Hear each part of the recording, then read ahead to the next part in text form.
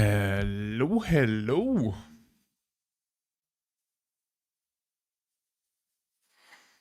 Okay. What's poppin'?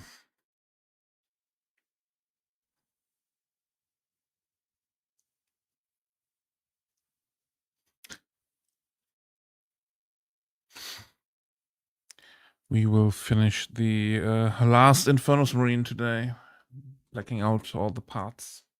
So, don't mind me. Jumping right in to finish that thing.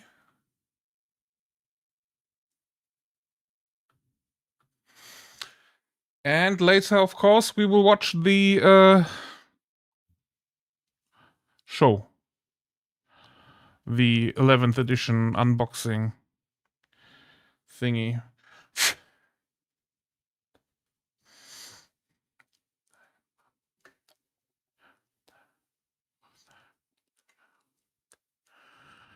What the...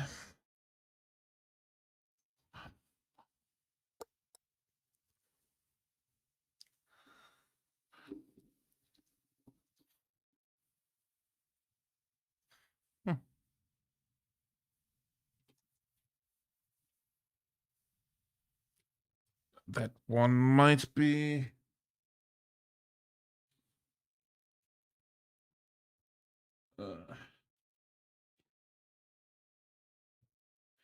not washable anymore. Let's see.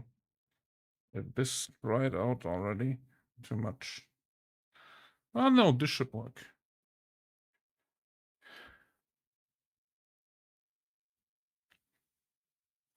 What is it good for? Let me just get this off.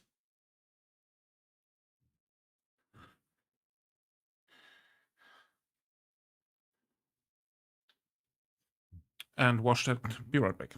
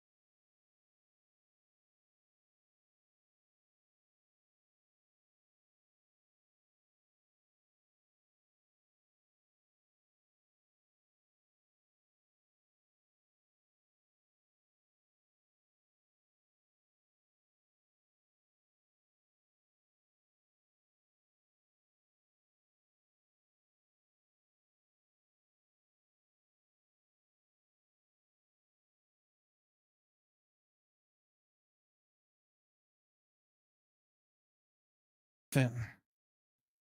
Whoa.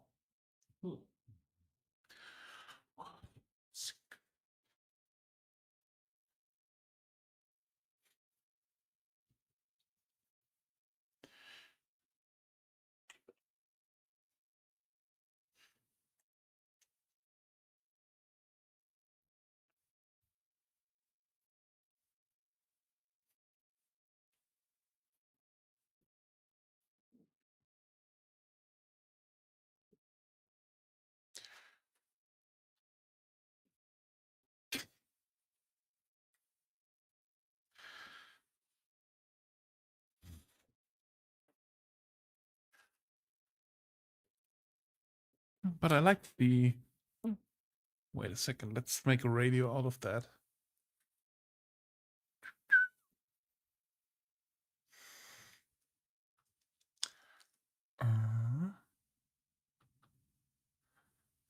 This one. And...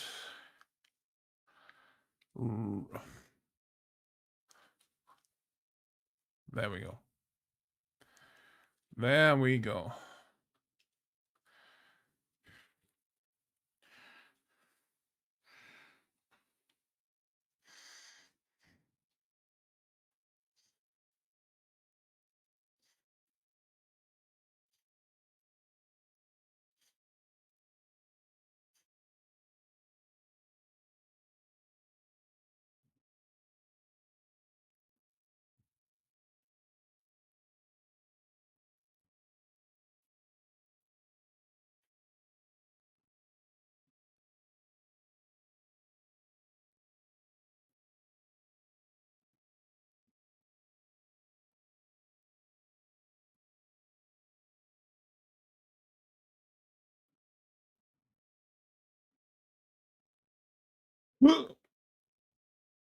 What is it good for?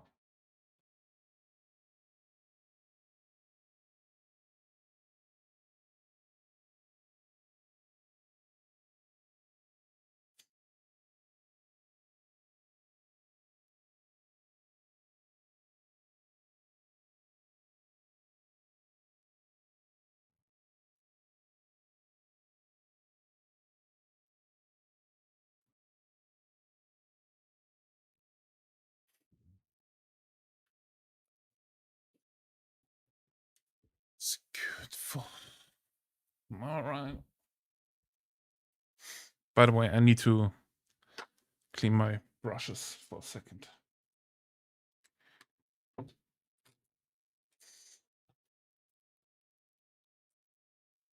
This one at least. This one. Let's do that.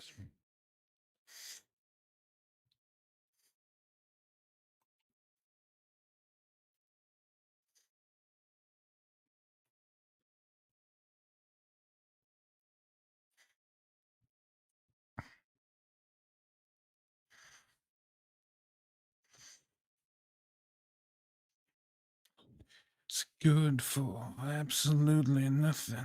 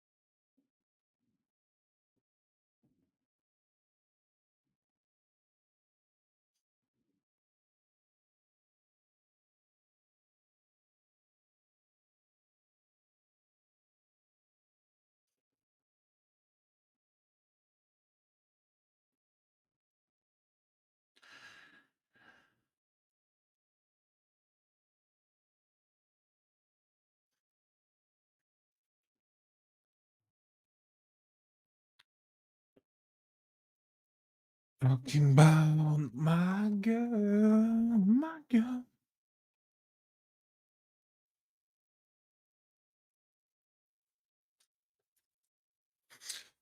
Um,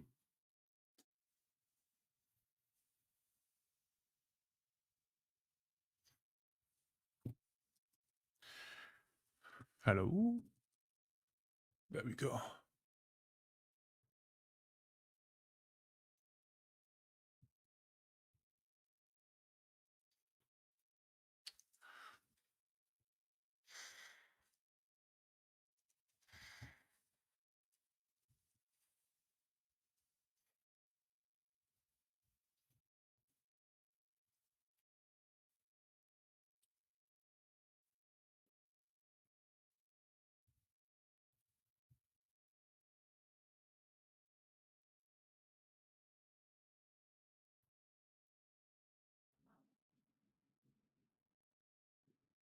All right. I got some. Let's see. Ah, okay.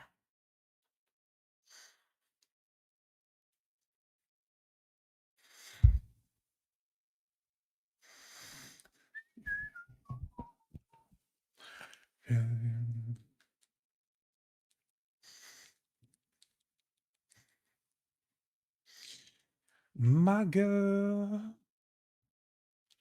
Talking about my girl.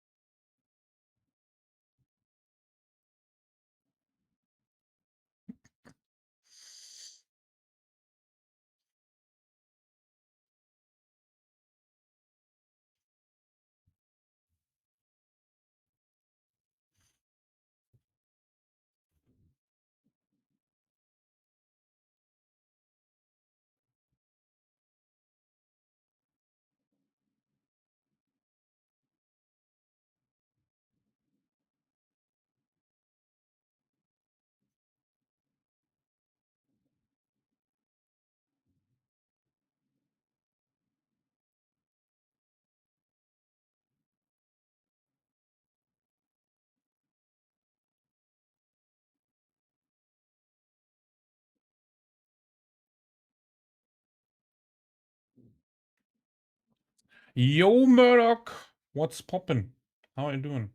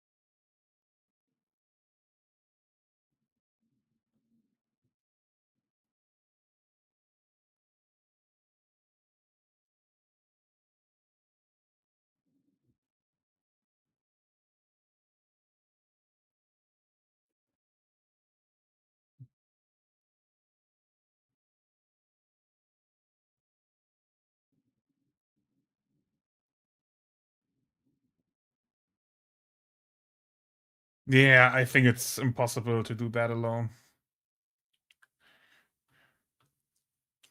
Because you only have, I think, 5 guesses or something. Yeah, 5.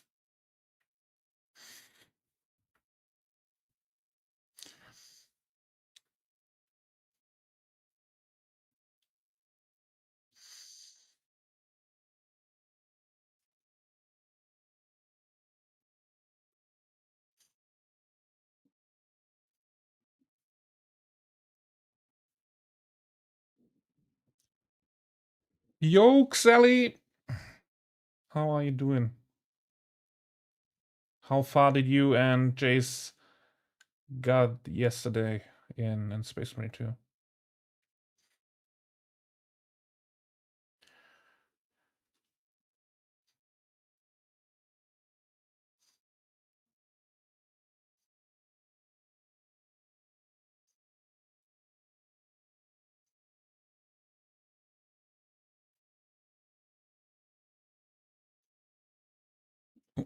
Sorry.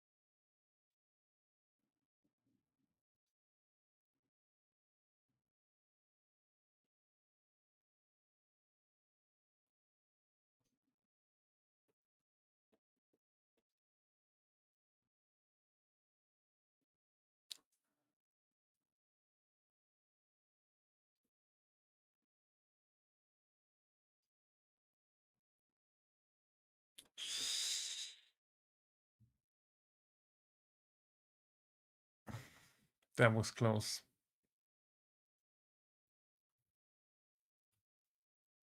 That was close.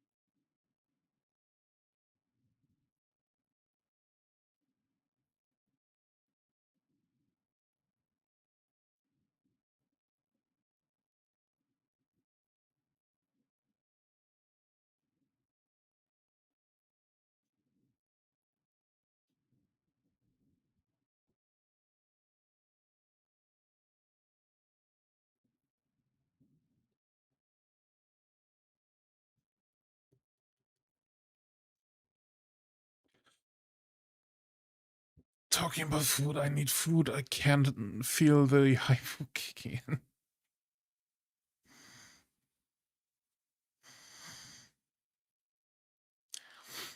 I had some. I'm such a marketing victim. I saw Bud Spencer sausages in the grocery store.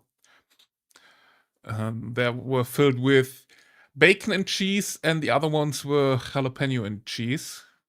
So I bought those, and I had the jalapeno and cheese today.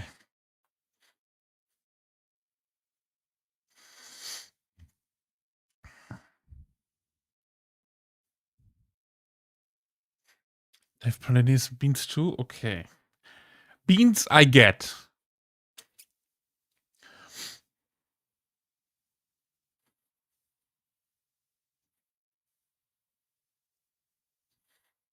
But but chocolates?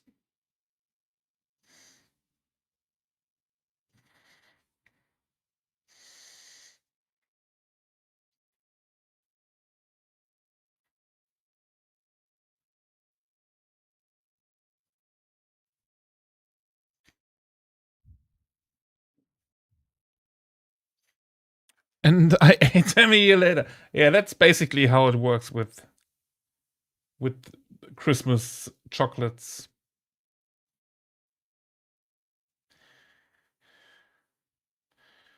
I think I still have some chocolates upstairs there, like from 5 years ago. Because even though I told my mom at some point I don't like chocolates, don't give me any chocolates. I hate it. Unless it's really dark chocolate with like 80 or 70 or 80% of chocolate. But for most, yeah, some years she still gifted me chocolates. So most of them are just creeping around upstairs, living there now.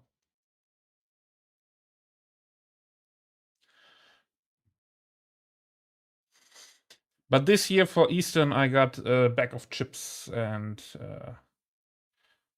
some hearty snacks.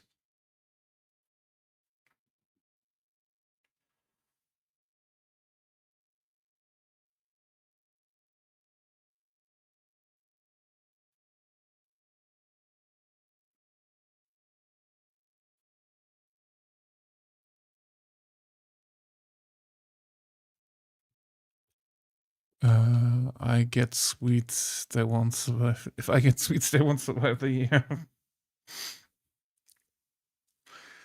I only like dark chocolate or white. No relation to racism at all. So you like the very black one and the white one, not the brown one. Okay, got it, silly.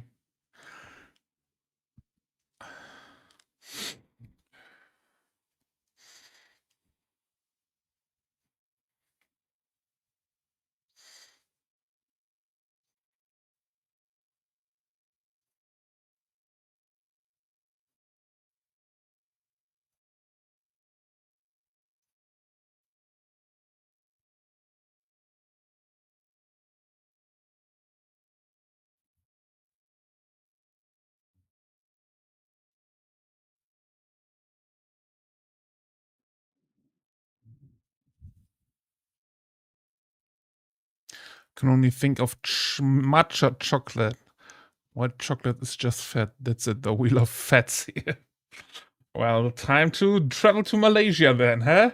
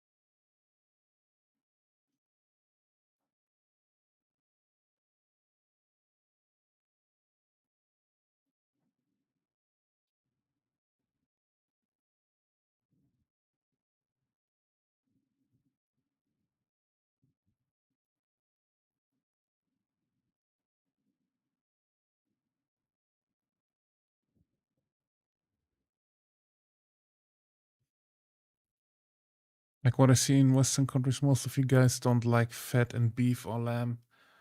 I'm like, bro, that's like one of the best parts. Yeah, it's a lot of influence by the fitness cult, I would say.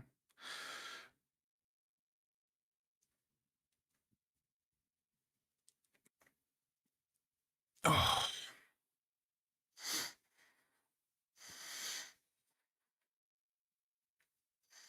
at least nowadays.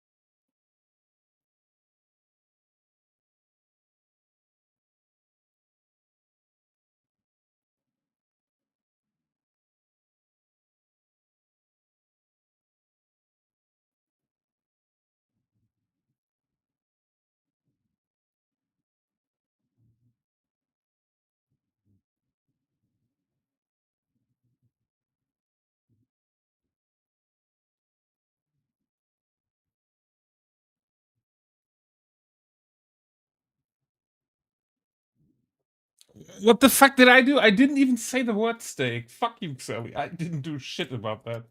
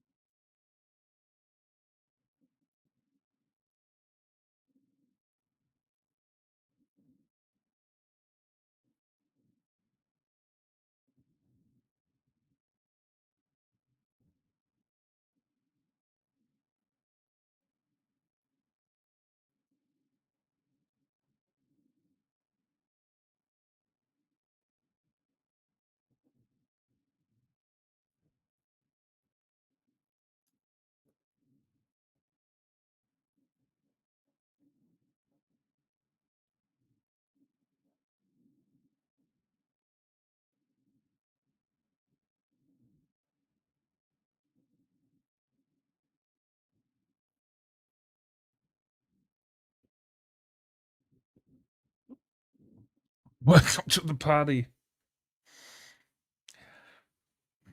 You guys are complaining about that, but I also don't see an OnlyFans link in any of your bios. So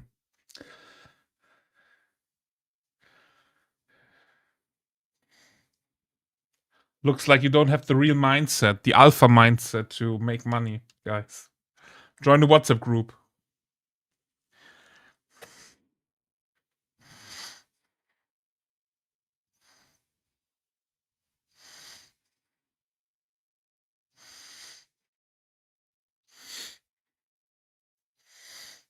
I mean, now is the perfect timing for you guys to create the two guys, one paint cup video.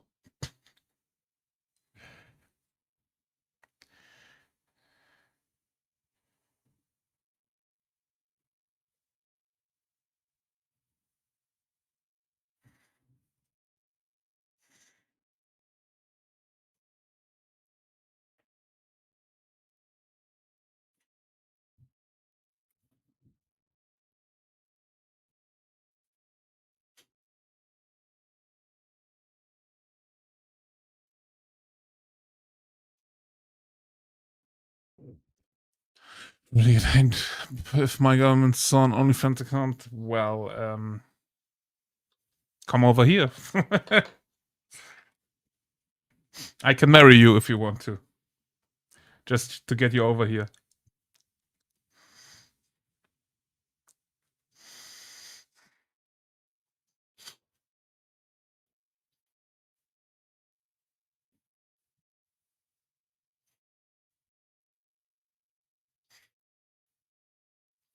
Oh, like, so find something good.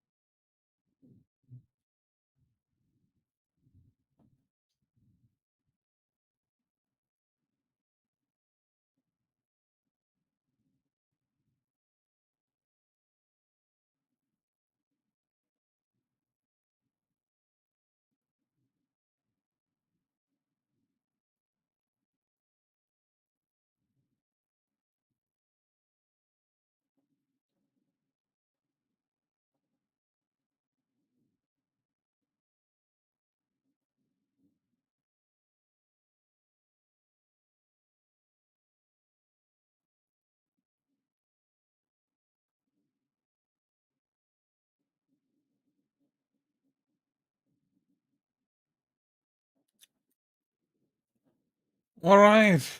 Last Infernus Marine done. Besides the two that I have to repair at some point.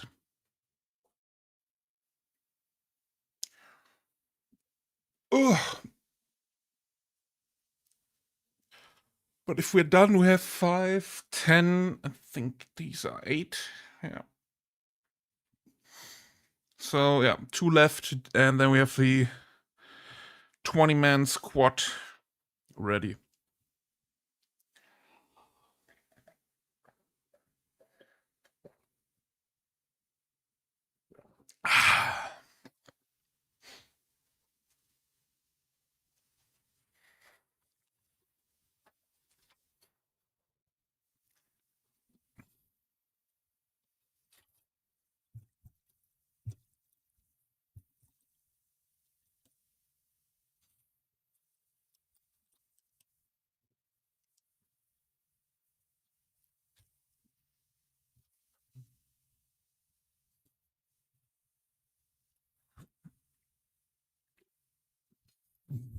All right.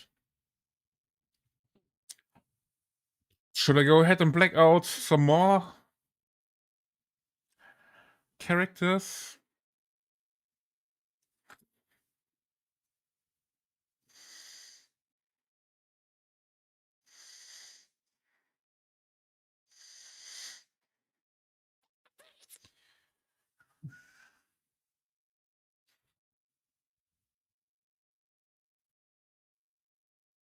Black out that files, Mr. Government.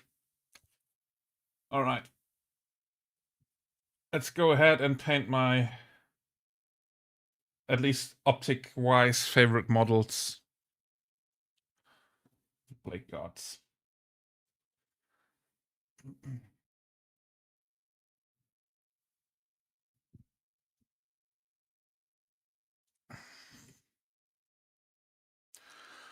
I start with a new one too. What new one? New fire or new army unit? Apples, bananas, Murdoch. A new model, okay.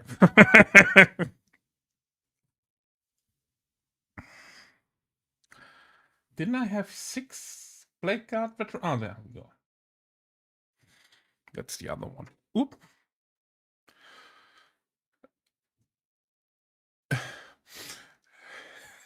Hey, I was just trying to your sentence. What the fuck? That's not even one.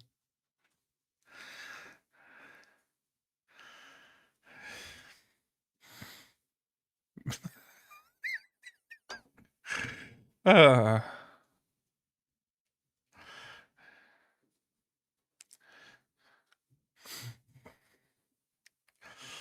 right, let's start with the Blade Champion. I think it's his name, right?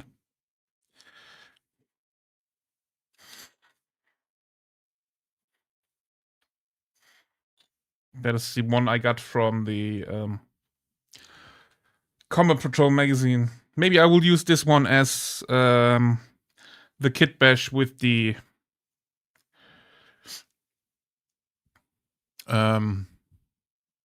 Astra Militarum guy. And maybe I still have a shield left that he can ram into the ground or something like that. So I can use that one as a proxy.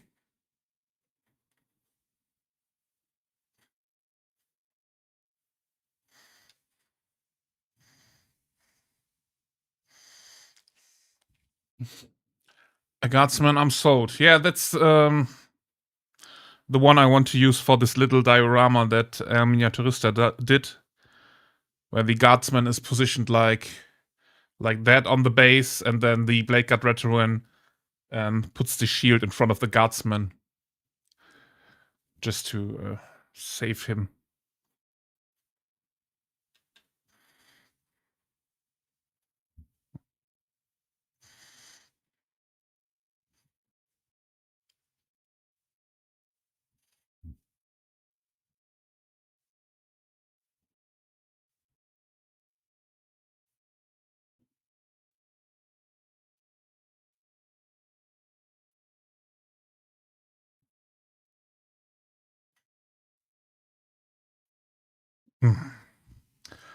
I like it when I have big flat parts of miniature to paint. It's just feels nice every time I do it.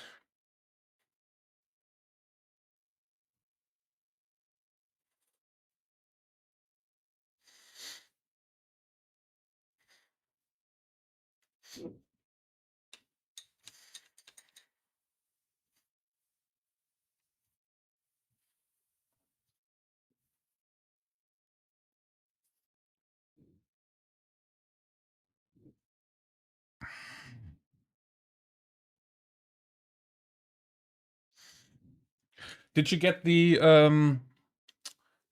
Armageddon battle force or battalion, Murdoch? For Astra Militarum?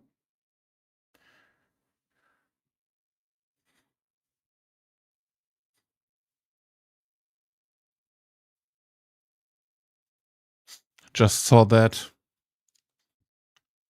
My local game store came to rescue. Nice.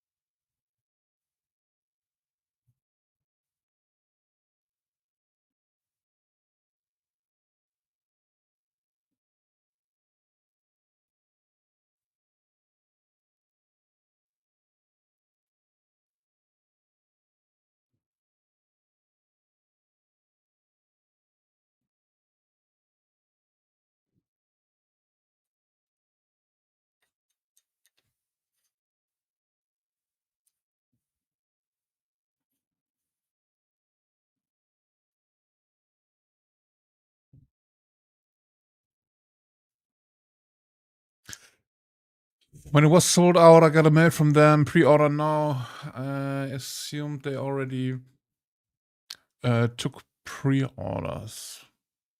Mm.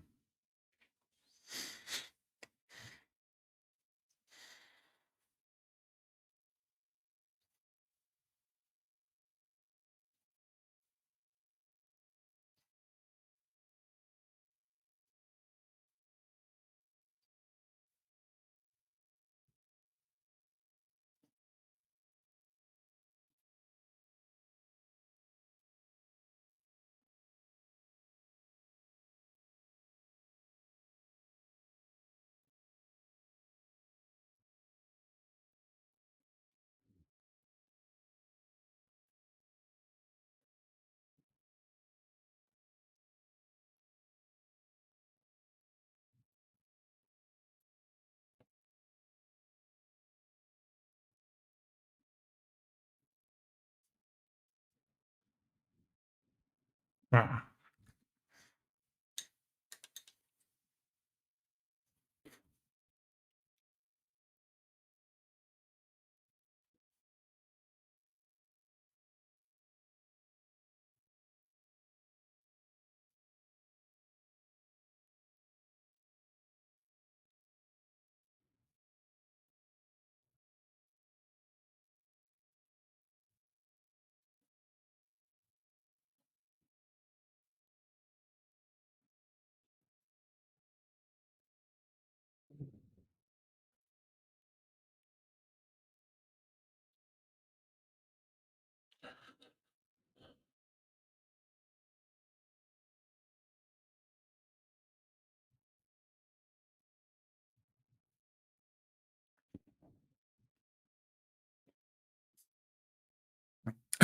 Yo, formerly Wilson family jury, how are you doing?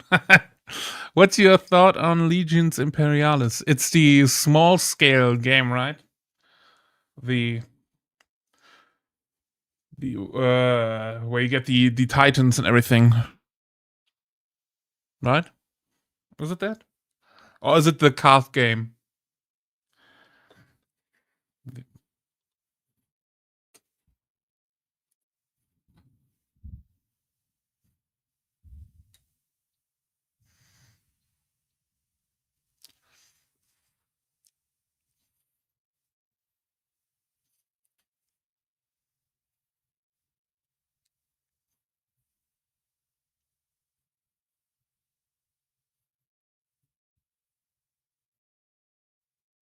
Epic scale. Hmm.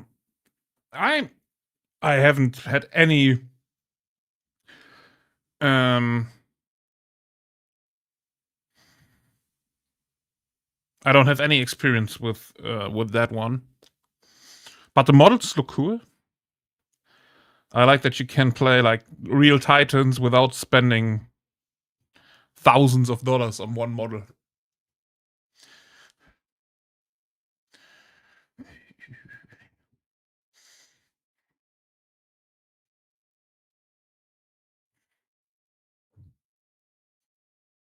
But yeah, do you play Legions, or are you thinking about starting?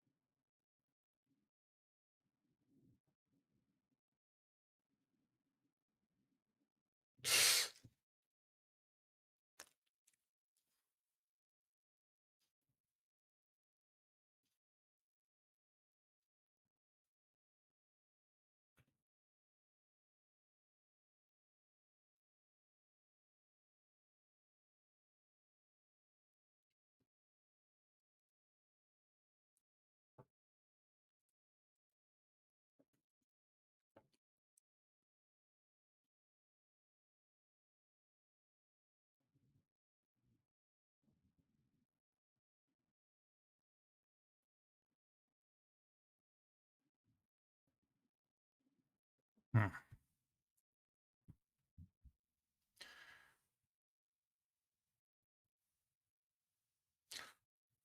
I have to think about how to fix that error.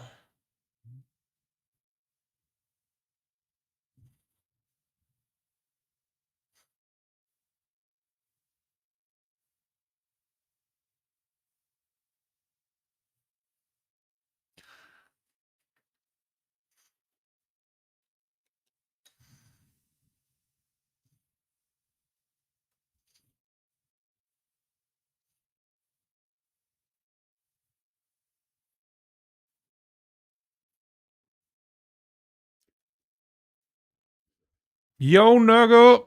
What's up?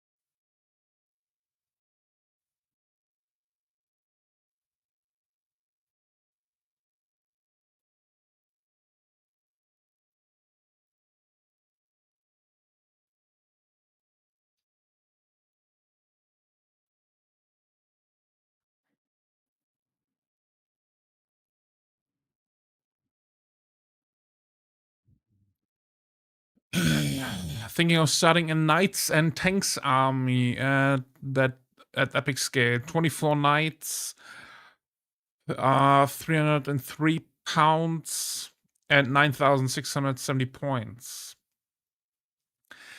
If I did it in 40k, it would cost me 4,000 points. Well. But you can't play 9,000 points in a normal 40k game. Does Legion Imperialis have other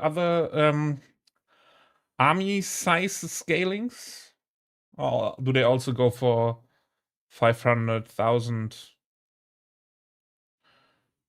2,000?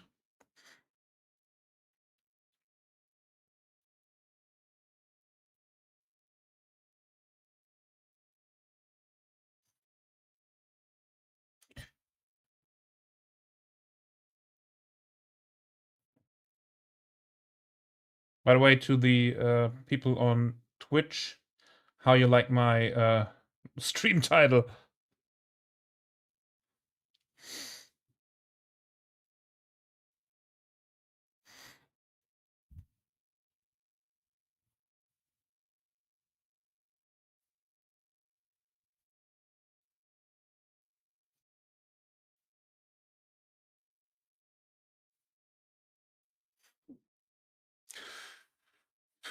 You can play if you play Apocalypse, and usually games are 3,000 and 5,000 points. Okay.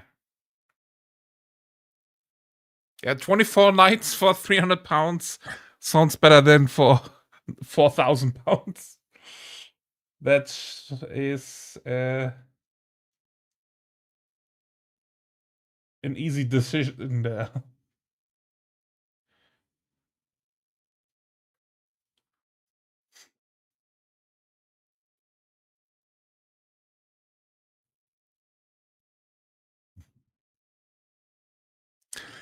It's like the new style of anime title. It explains how the show.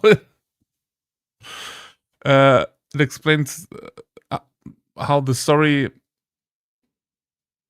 and it's perfectly long. The whole story. Okay, yeah. It's a wild Dorian cat and the Pokeball now. No. I'm the relaxo that you have to wake up with the poke flute. So you please go and find that one before I get into your ball. How you doing, Wolfie?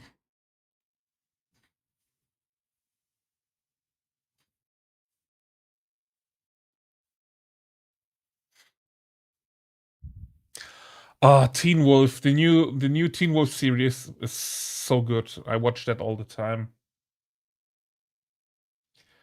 There are some TV series that I just fall back to when I'm at the end of a vacation or stuff like that. Or when I'm sick in bed.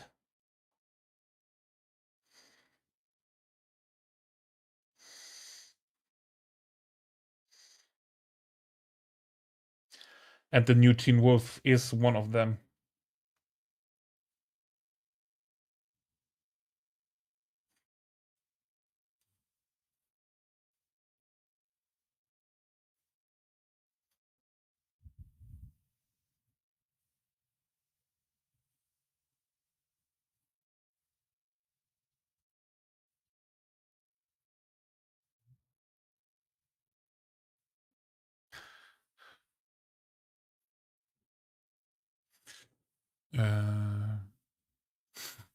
I'm creating my own rule set, so it's good for bigger point games, but it's quicker pacing. Nice. That sounds good. If you have 24 models, a quick pacing sounds like a good idea.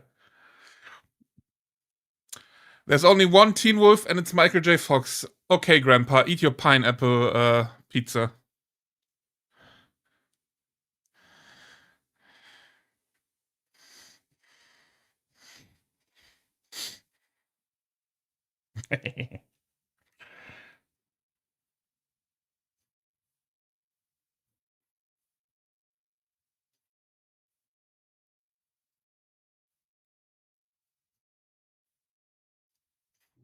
Fuck you, respect your elders. Nope. Because the elders are ruining the planet for me. And so they. And also, the elders don't have respect anymore. If I walk on the streets, like into the grocery store or something, I will say hello and good day to everybody who's walking past, because I learned that in the town I grew up. I had to say to everyone, hello, good day, to everyone I met on the streets. But nowadays, all the old people are just ignoring me.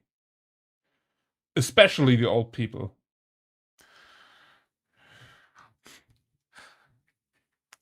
Sorry, I meant respect your elders. Yeah, well, I won't do that either. I will burn them down.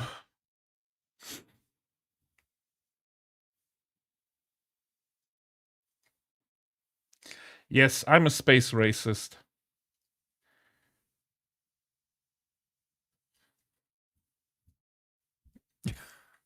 I'm a Spaniard.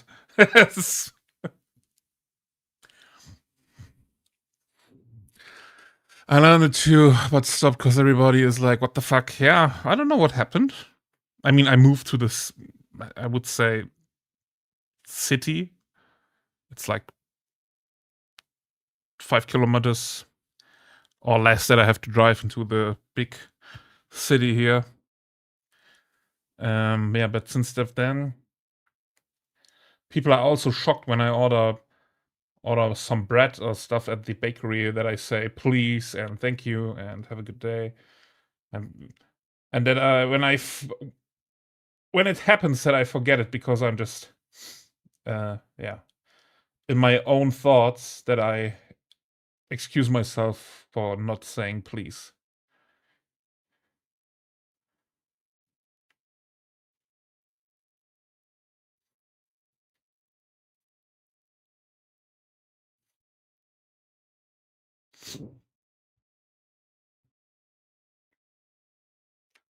Holy shit, I forgot to clean up that one here. Oh shit. Well, we are living with the mold lines now. I think mold lines are also canon now, right? Because in some trailer or some video, there were mold lines on a model, and now they are canon, so we are safe.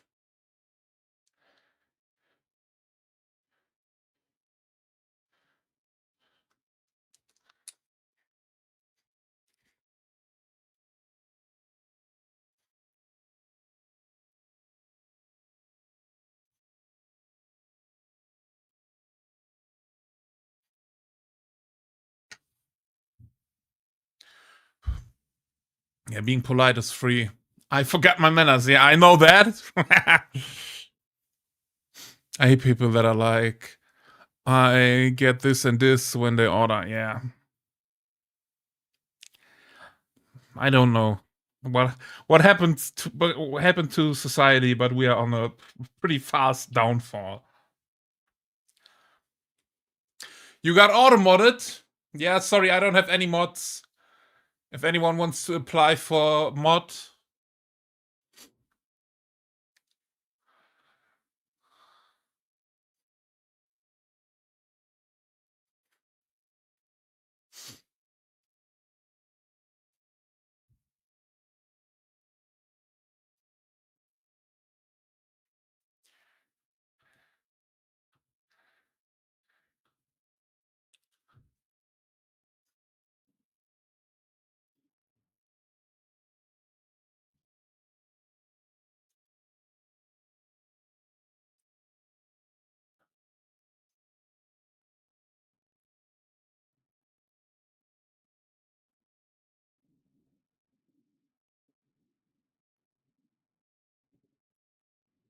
there we go.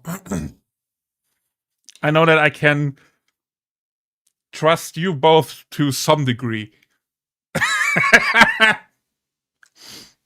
Yeah, it's just to keep the auto mod when I'm not looking.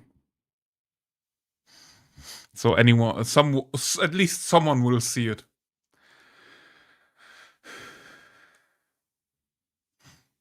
And to shout out yourselves. Let's go. I don't have a shout out me.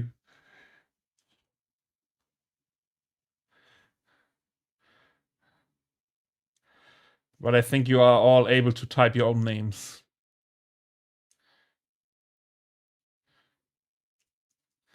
But yeah, most of the stuff is automated. So when a rate comes in, for example, the shoutouts will be done automatically. So there's nothing to do there.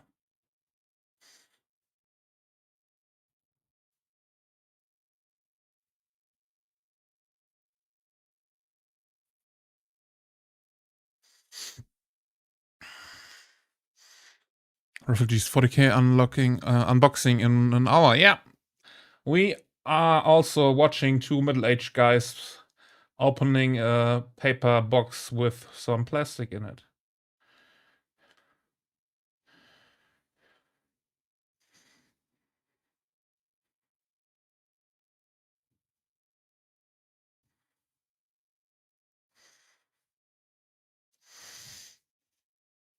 They are unboxing the new 11th edition starter box thingy.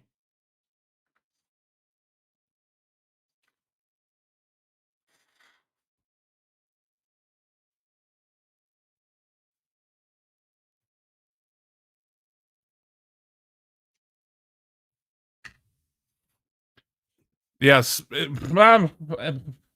I hope it gets revealed, but I mean, Adepticon was also the big reveal of 11th edition, and those suckers just showed off one model. So,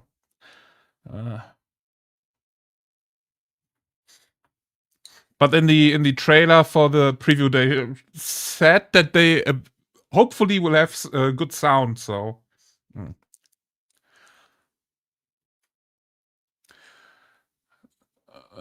Some sorts for sure. Yeah, Ox and Blood Angels. Yeah.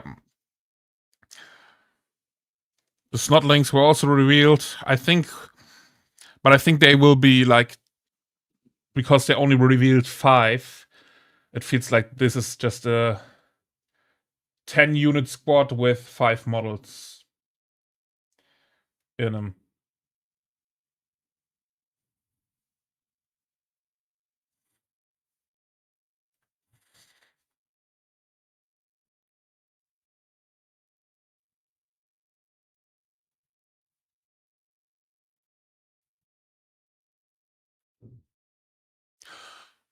Wastaka, that's the guy on the bike, right?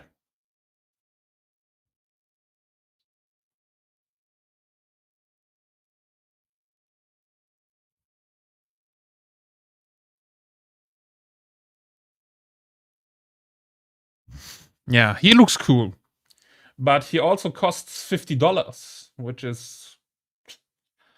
I don't know how I would think about that if I would play orcs. Or £50.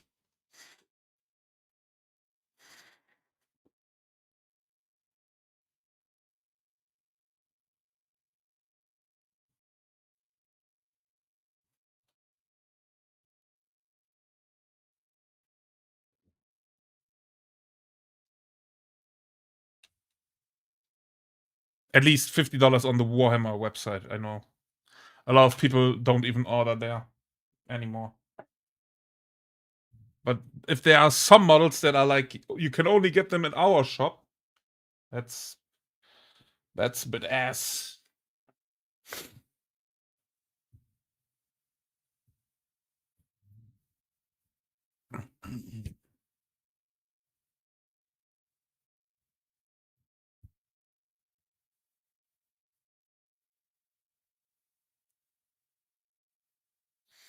I mean, I order at Taschengeld Deep over here or Fantasy Welt, where we have like 20% off. I think the Wastaka model is 18% off, something like that.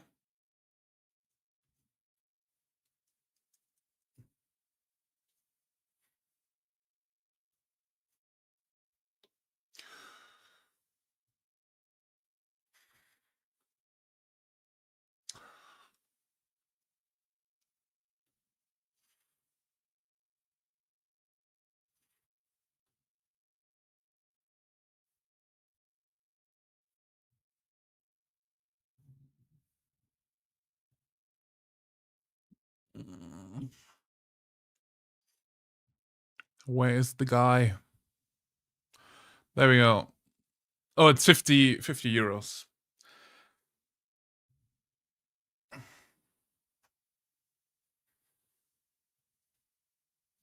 Yeah, 18% off.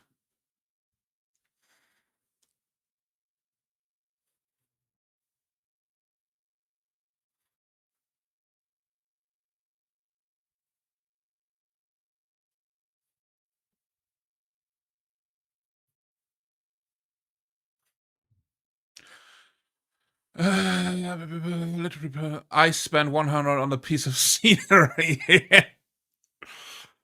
At one point, when I was collecting Warhammer, a Baneblade and Stomper were £60 each. At least Games Workshop got a lot of competition right now. I wouldn't say a lot.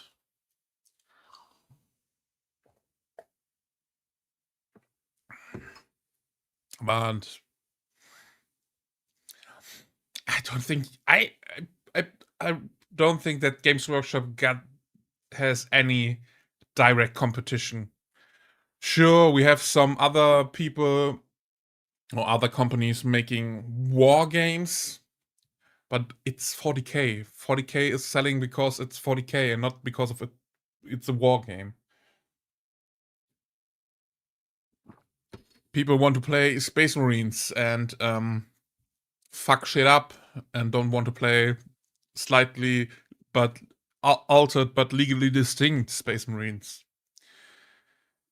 I think a Stomper now is close to 120. The kit hasn't changed at all. Still waiting on my shit ton of scenery from Timur. It's getting better as far as competition, yeah. I mean, we have one-page rules is one of the bigger ones, I would say, if we stay in the sci-fi realm. And Infinity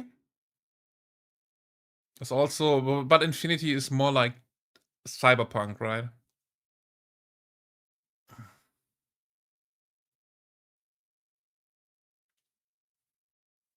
Yeah, the competition thing is hampered because 40k is established, minis, laws, animation, and yeah, it is a big cash cow. And if you want to be a competitor, I think you have to put up a lot of money to be in any way competitive to Warhammer.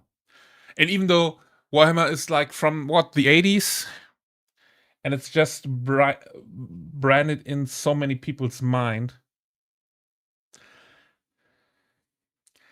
I mean, every gamer out there has seen a Space Marine in their life. If even though they might not have known it. But I think everybody who is in the gaming space or in the nerd space itself would have seen at some point a Space Marine.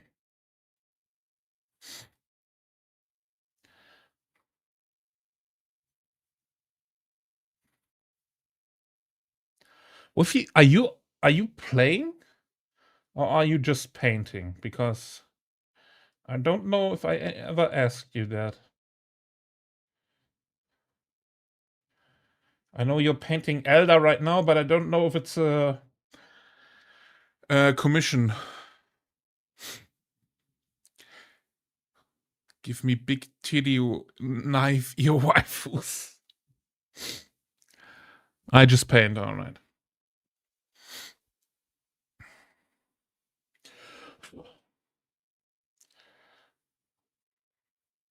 Is anyone here playing? I don't know if Murdoch is playing.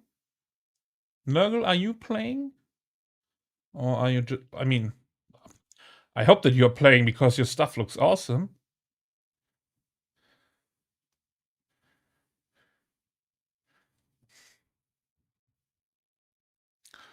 My first Warhammer contact was Total War. Yeah. Nah. I wouldn't say that for me. The first thing for me was a school trip. 5th or 6th grade, where two people were asking me and a friend to, or a promoter or the Warhammer guy from this city, asked me, my friend, if we have time to play a game, an introduction game, and we were like, we would, but it's we have to go in an hour, and that wasn't long enough for the game. And then I bought Blood Bowl, the first Blood Bowl computer game, and played that for some hours. And then I got into Total War 1, 2, 3, and then I played or started with 40k.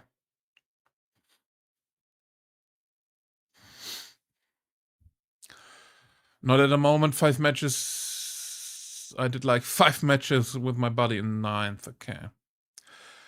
The Wraith Knight is a giveaway, gonna be the biggest giveaway for a while, as it's 200. Nice. Just for plastic. Yeah, I will bet with you Xelly will win this giveaway. That's a Wraith Knight plus an Elder Webway Portal. I've played a couple of games 40k, but only in Tabletop Simulator. I mean, that's also playing 40k, right? I'm not judging about that. In fact, I also want to play Tabletop Simulator if I can't find anyone in my local area to play with, to learn the game. Fast forward 3 years, I did 5 matches. There we go. I was like, let's do Battletech, and he was like, 40k is cooler. Fast forward 3 years. Okay. I've only played Blood Bowl on the tabletop. Yeah, I only played it on the computer game. I will smash you on Blood Bowl and bring it down. I haven't played in ages. I think 10 years ago. No more, 12 or 13 years ago. First console Warhammer games I played was Dawn of War. Yeah, I haven't played Dawn of War yet. And I don't think that I will. Because I can't It's just too stressful for me.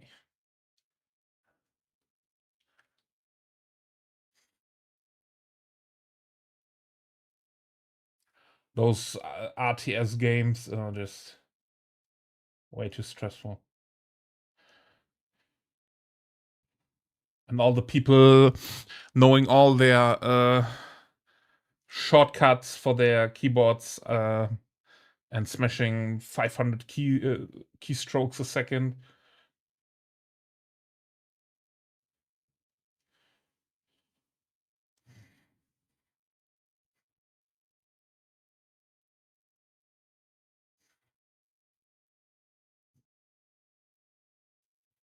I'm more the total war guy because I can, build my armies and strategize and have a bit more control without being stressed into,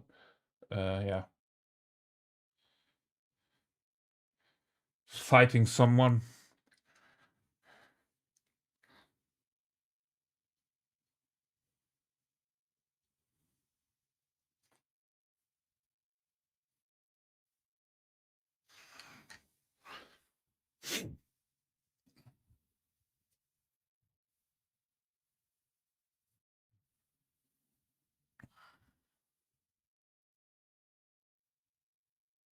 If you want to join my friend's TT server,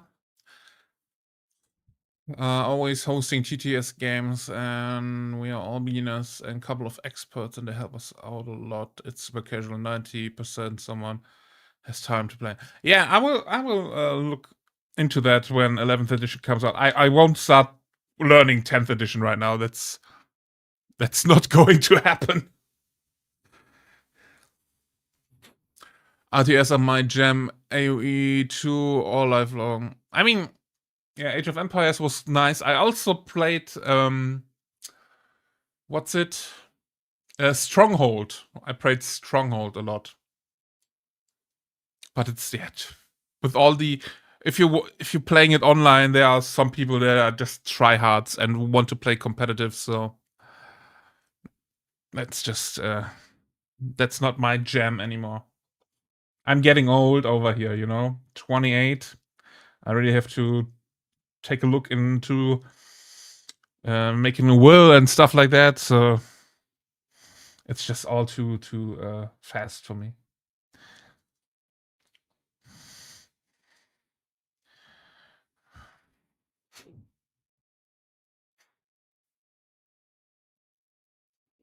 And you still host tourneys with prize pools of 500k. Nice. Yeah. Shut the fuck up. There you go.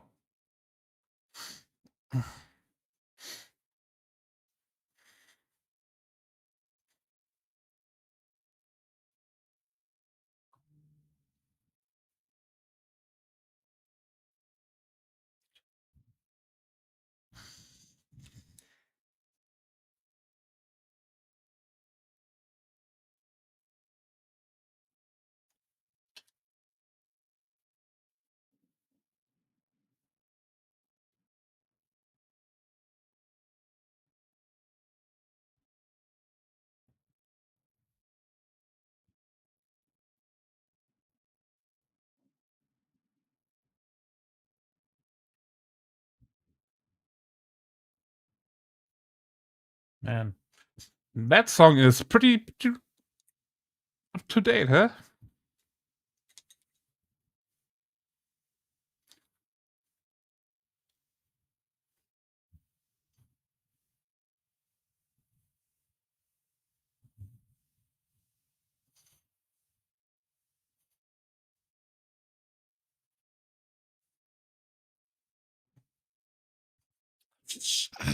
One point. Well,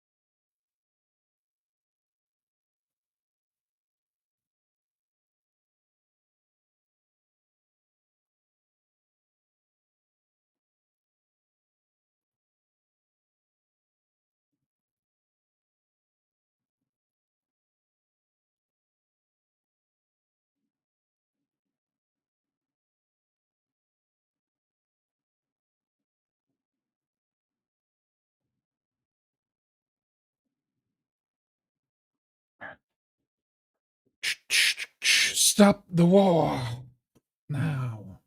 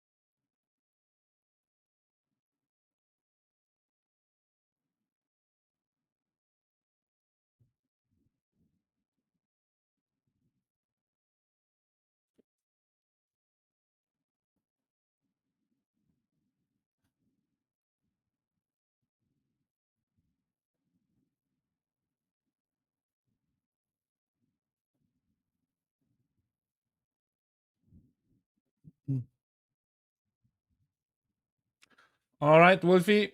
See you later.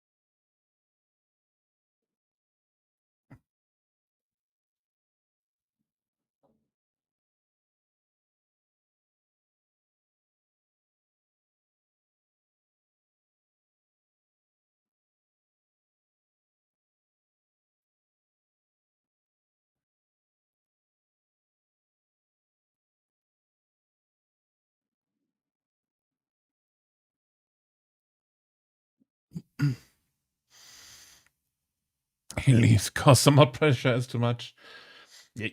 As I said, you guys don't have to do anything. It's just for the auto mod because I can't see it all the time because of my streaming software window. I don't see the auto mod messages.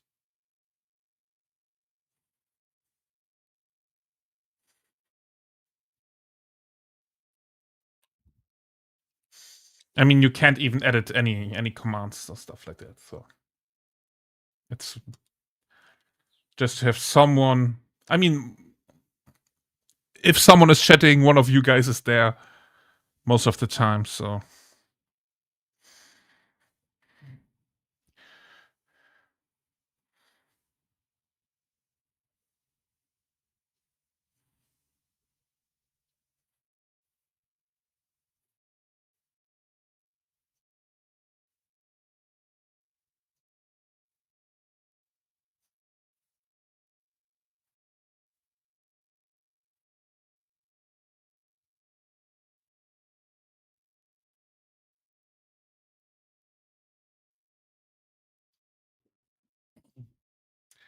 edit Murdoch's wallet. Well, I can't help you with that. If I could, I would. But sadly, I can't.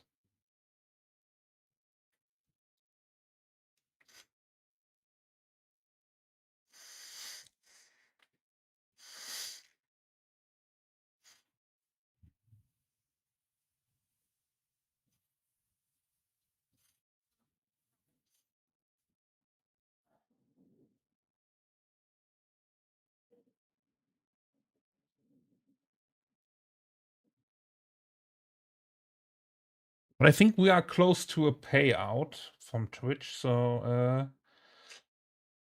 I will announce the giveaway then. So if anyone yeah, wants to get some hobby money, that will be the time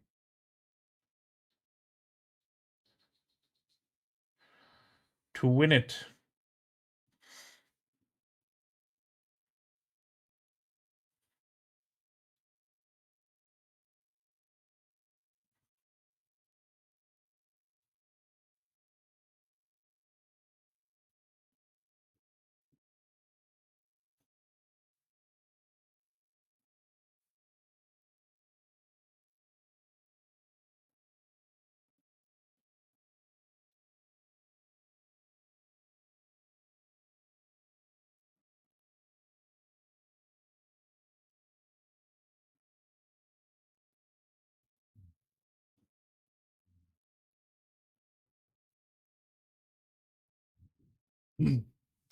Maybe you can start your own scam business, Murdoch, selling online courses for alpha males or something like that, huh?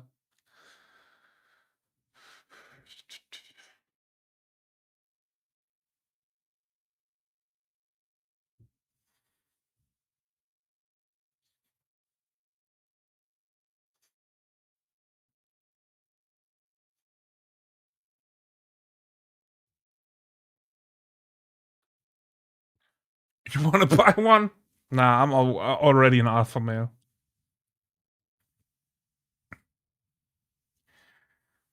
But you have to lure people into it.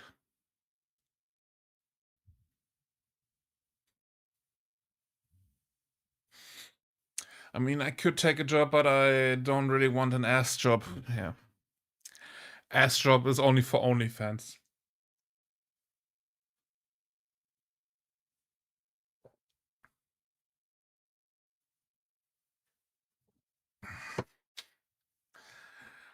Yeah. The job market seems to be pretty tough right now. Eh? I mean, designers are still wanted, but yeah. I think the best thing everybody could do right now is start an own company using AI, do some stuff, and try to sell it as soon as it as the opportunity opens up.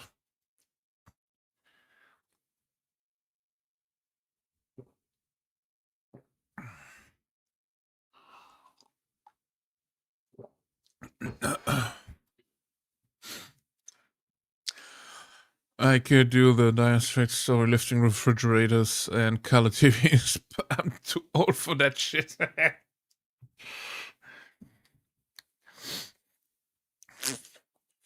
Yeah. But always remember, this too shall pass. And I hope you can get the job you want, or maybe the job you need, and get some good money, have some fun.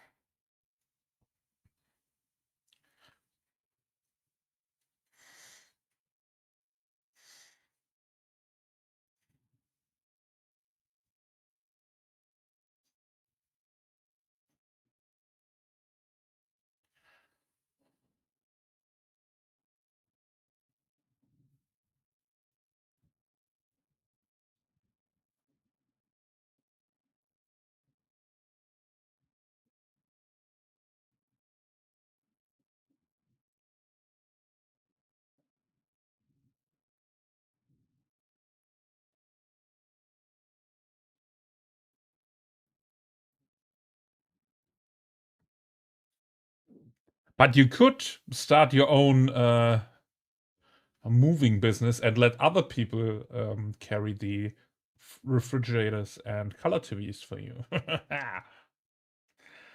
There we go. Capitalism.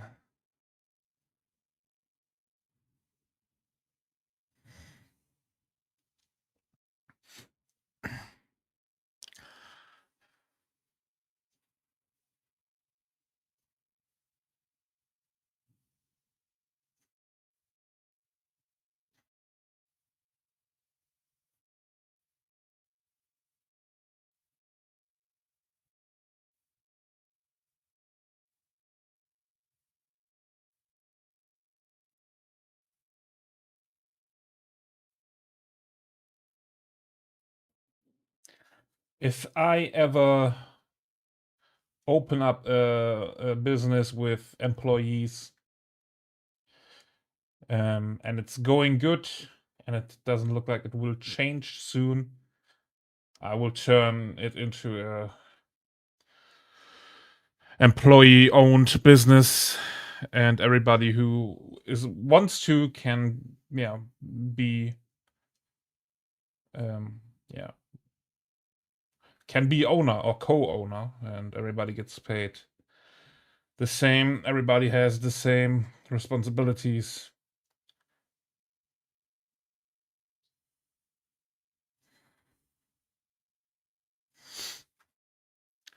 That would be my way of paying the people back that have worked for me at that point.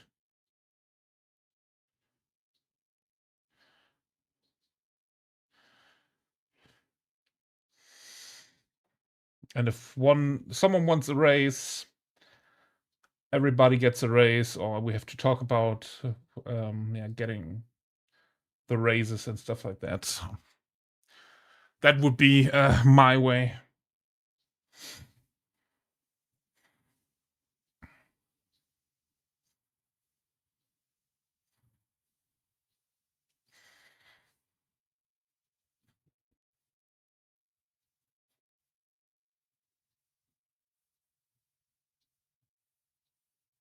Because this is the structure. Oh no! Structure of a company that still works in the rules of capitalism, but in itself, the company is there for everybody. And if everybody works hard, everybody should also get the same amount of money. And if everybody is an owner of the company, everybody also has the same responsibilities, and there's nothing. There will be no points where someone is saying, I did more than this person did. Everybody is in the same boat.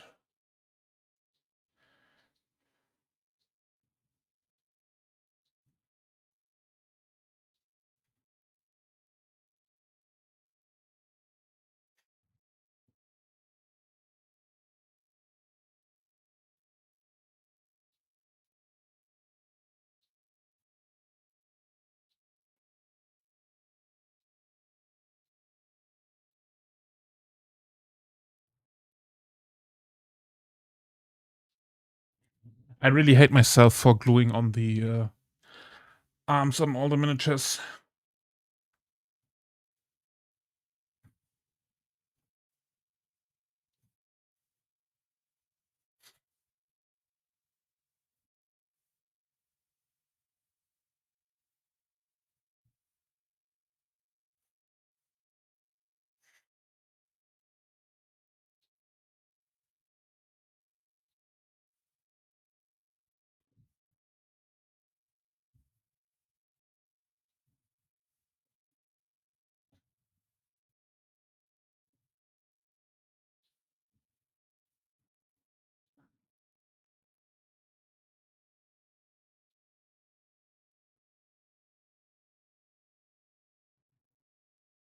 No, shit.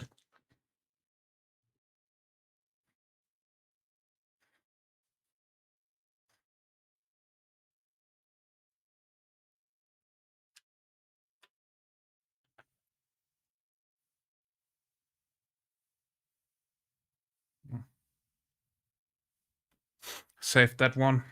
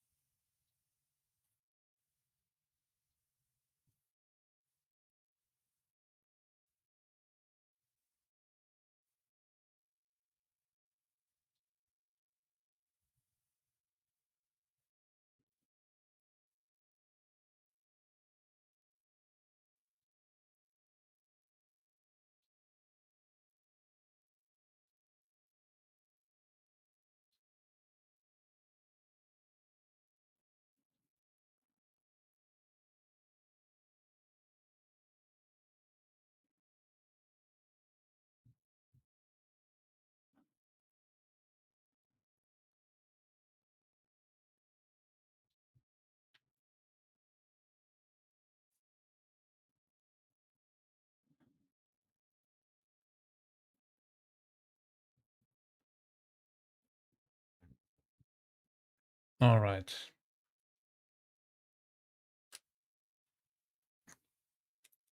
Let's remove some of the Q-tip strands.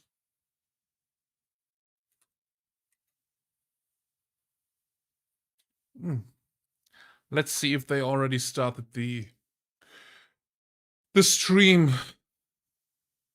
for Warhammer.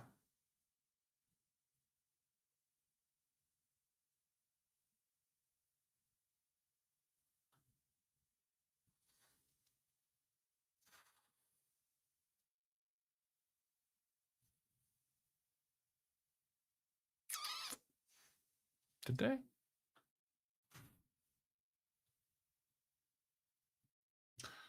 Warhammer, there we go. Let's have they planned it on their...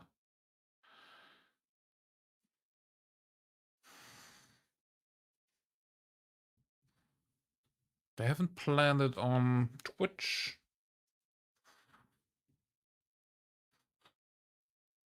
Okay.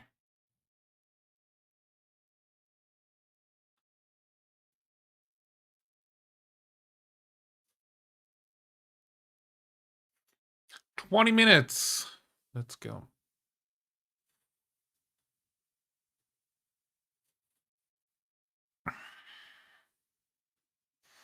I hope they also started on Twitch, because the last stream they did on YouTube was very bad. Wolfie is streaming himself. Okay.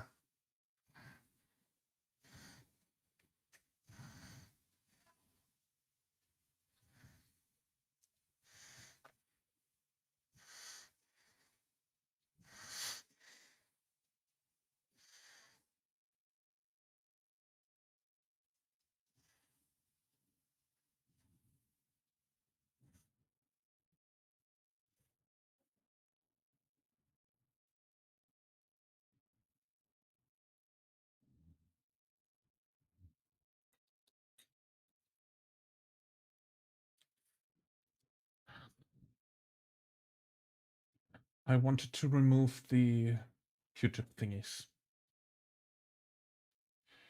Or at least try here.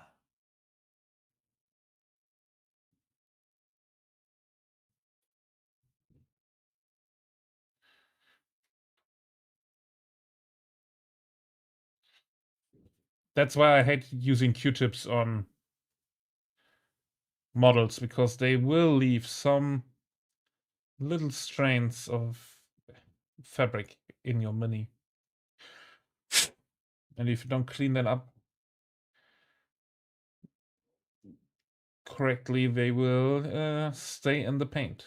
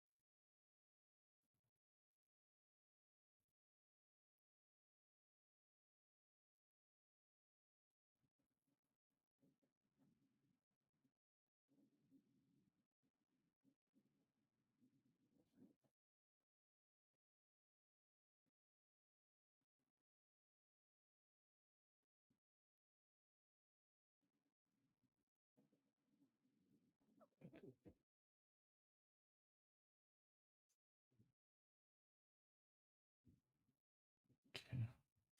Let's try to paint the Aquila on this one.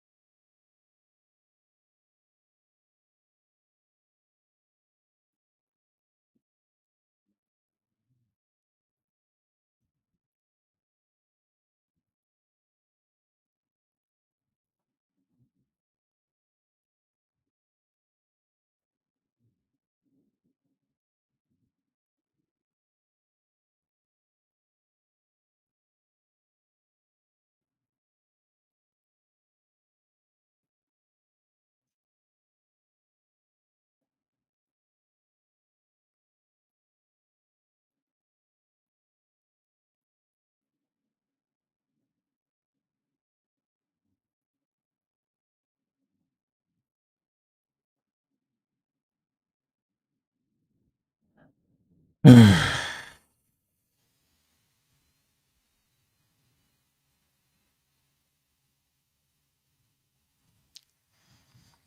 I could snap off the arms, I would. But I'm pretty sure I will destroy the complete model with that.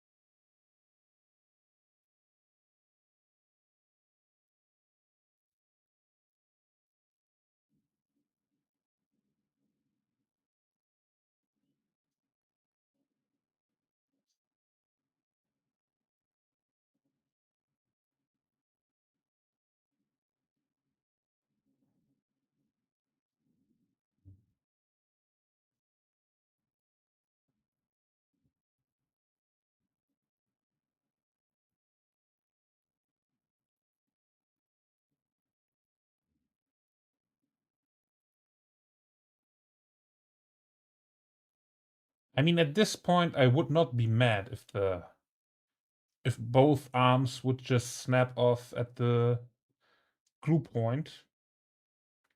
So I can paint the chest according to my needs of tism.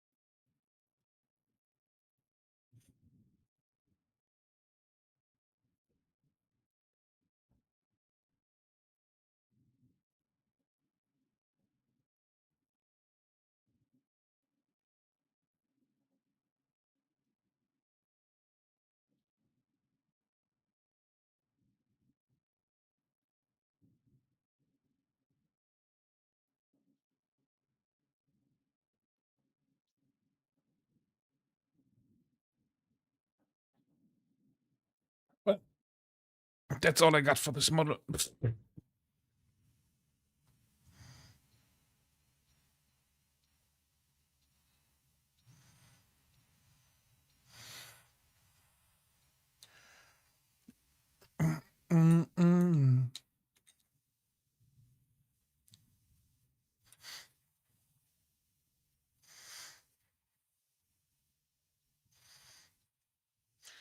Let me fix this one quick.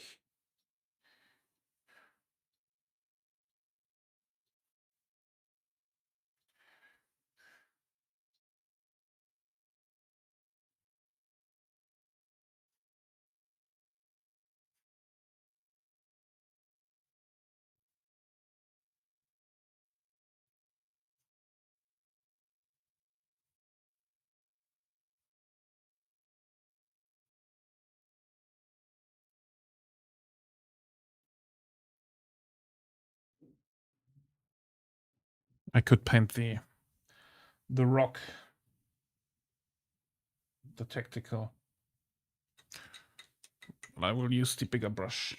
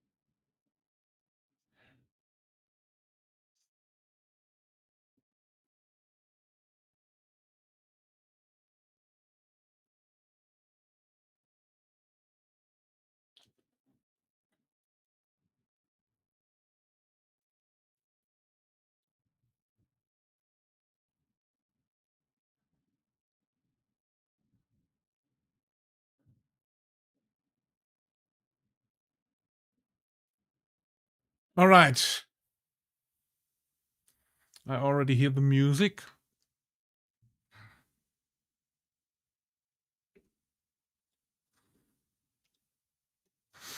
Let's see. There we go. They are live. Perfect. On Twitch.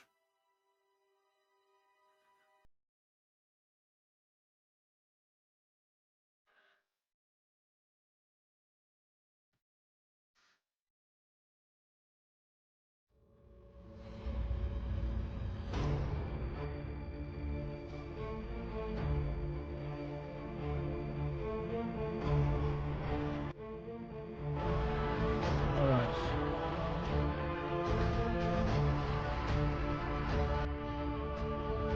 You all let me know if it's too loud or something like that.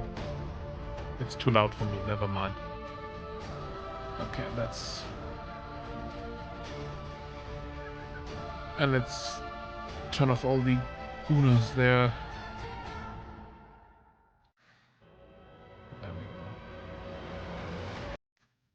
go.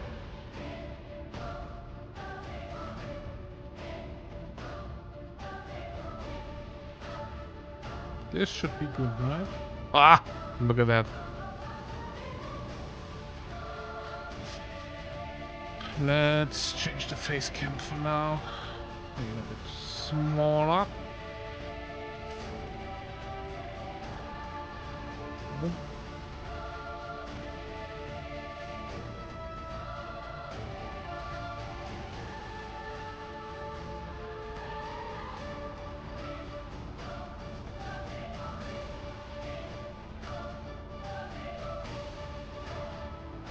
There we go.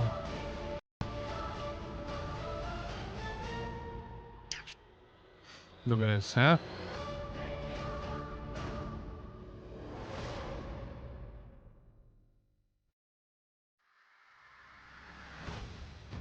Are we winning, son?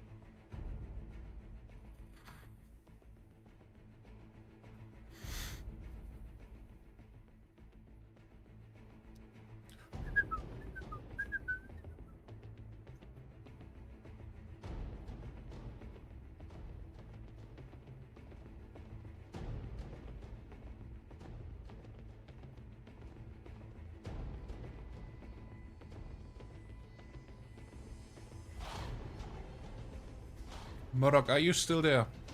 Murdoch, are you still there? Murdoch, are you... Oh.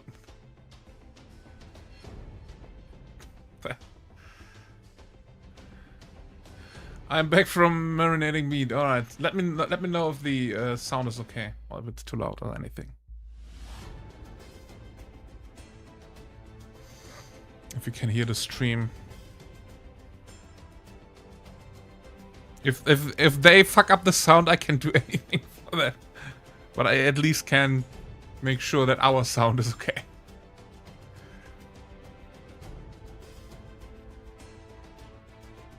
Marinating meat. Oh. Are you starting a barbecue this weekend?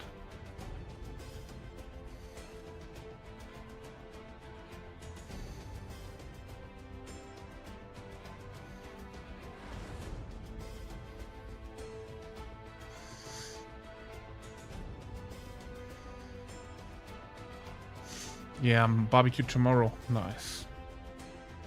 I hadn't had a barbecue in a long time.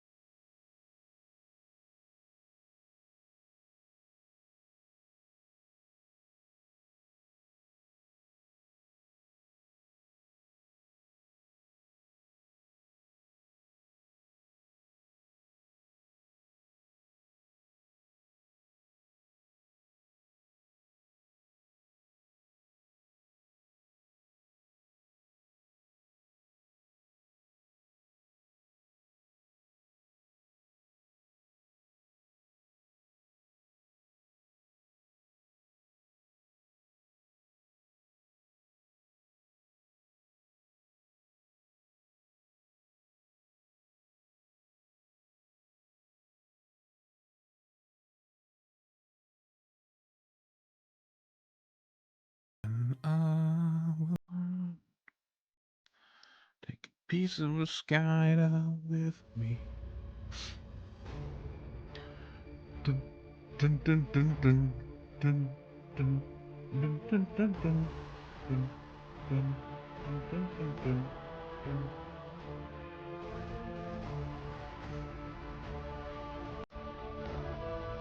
Why is this one so fucked up?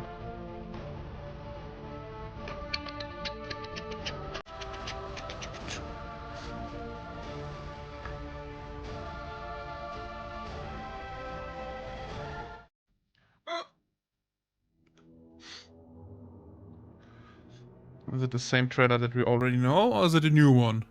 Motherfuckers. Ooh. I think that's new. No, that's the same. The war world. Its soil is worthless, salted by the blood and sweat of generations.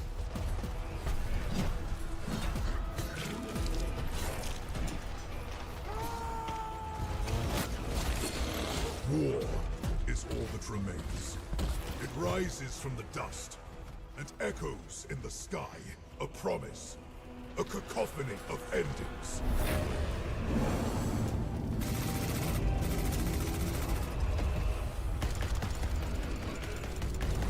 Turn it up a bit. Alright. Is that alright?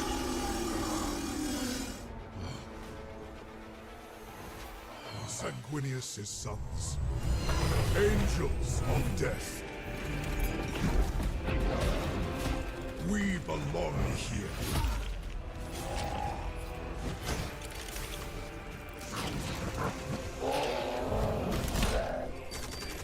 Our veins burn with his wrath. Our twin hearts hammer with his rage. War is all that we know.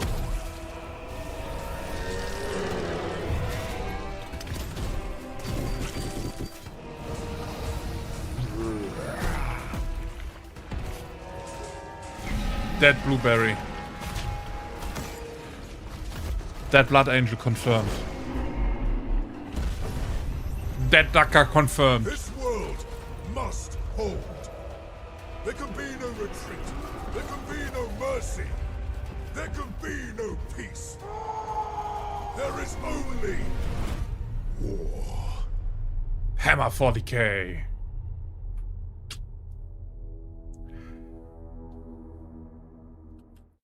Hello everybody, we are live. Welcome to What's this very poppin', special guys? Warhammer 40,000 Armageddon unboxing. So many My name moving is Adam. chapters, I'm but joined by my friend and colleague Eddie. Well, absolute pleasure to be Just here. We have Cadians. an amazing What? box set to Aren't unbox there with you today. Krieg Armageddon and box, the launch Steel set for the new Legion edition of Warhammer 40,000. It's got some orcs stuff in, like some that? space marines in, some pretty cool stuff on the back The of the box. back I can looks see it's cool, looking right? great. That's new, loads of good stuff. Yeah, so thank you everybody for joining us. I've been keeping Aren't there some Northmen inspired?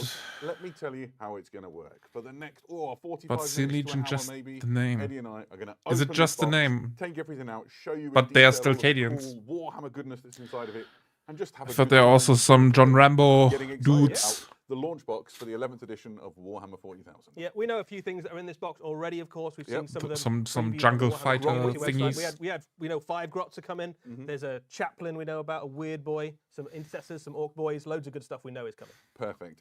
While we wait for the chat to fill up, and there are thousands of you piling in on YouTube and Twitch, it's nice for everybody at home. Just tell us where you are. The Warhammer community is a global community, and it's really exciting to see where you're tuning in from.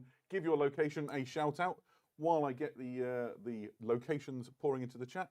Eddie, done any Warhammer hobby lately? I have. I've been painting some Warhammer 40,000 things. I painted some orcs and some space marines. I can't show you them just yet, but we might have a look at the end of this show. Very good. And you, while you're at Adepticon, you played in the event, right? I did. I got to play in the championship for Warhammer 40,000 and the team event. I took some Space Wolves, some Dreadnoughts. They did all right. fantastic. How about yourself, Adam? You been painting anything? Yes, so I have. Perhaps not as much painting as you, but I've been painting away on something in this set.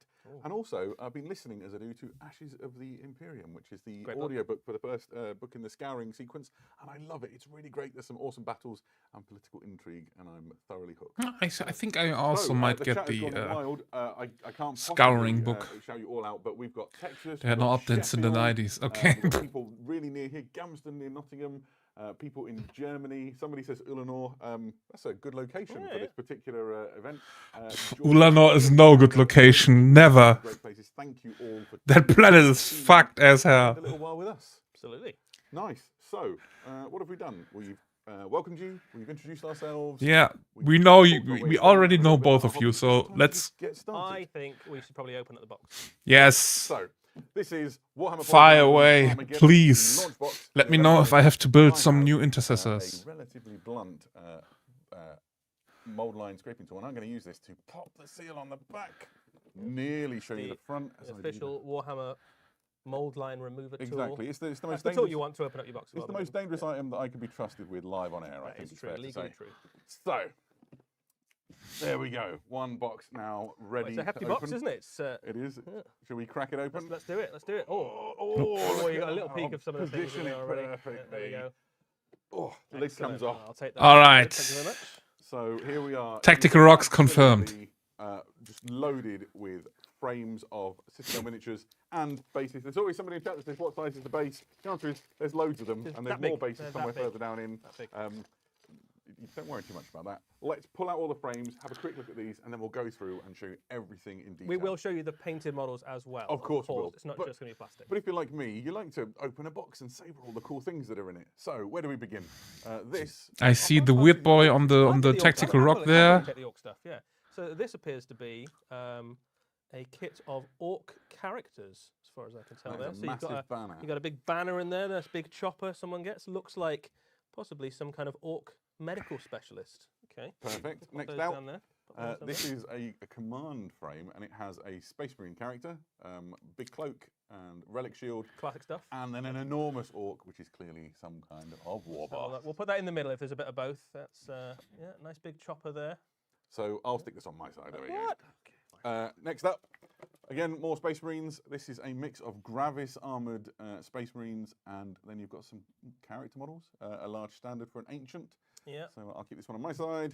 Your turn, See some Eddie. head options in there as well. I'm going to go with whatever this looks like. This appears to be some kind of orc vehicle. Definitely on the kind of speed freaky end of the Okay, spectrum. We've so got we are tractors, putting some out tires. all the I see a sprues chopper, I and see some rockets. tell the people what it is and later There's an show it. orc vehicle of Got some it. sort there. I don't think we've seen that in the trailer. No, that is an Looks new, unrevealed looks thing. new. Next, we saw this guy on Warhammer Community. This is the Weird Boy, and he comes in lots of parts. There you go. That's the Weird Boy frame. If you want to have a quick peek at the Weird Boy frame. Yeah, that is a huge tactical rock We there. have seen that one already, but an excellent model. One of the stars of the box. So, this is pretty Yeah, obvious rip what capture this one is. points. This frame here is a I land guess. speeder, and you saw that causing mayhem. in Lots of the people cinematic speculating trailer. if we were going to get a land speeder in this box. We can confirm you do in fact get a land speeder. That in is this the box. answer to this particular Ravenwing fan's prayers. Next up, Space Marines in Mark 10 power armor. These are intercessors. There we go. We'll show you all of these in lots more detail, but we're trying to But give I you the think, full experience. okay, of what it's like to if they're open normal this yourself. intercessors, I guess they are Or, here we upscaled have- ones. We've already seen some of the Vanguard veterans. Because right? I think those that I have are a little bit Obviously, they also appeared in smaller. The cinematic trailer From chopping 8th up some kind edition. of orc walker. Perfect. Vanguard veterans and Are what they? looks to be a Space Marine librarian. Nice.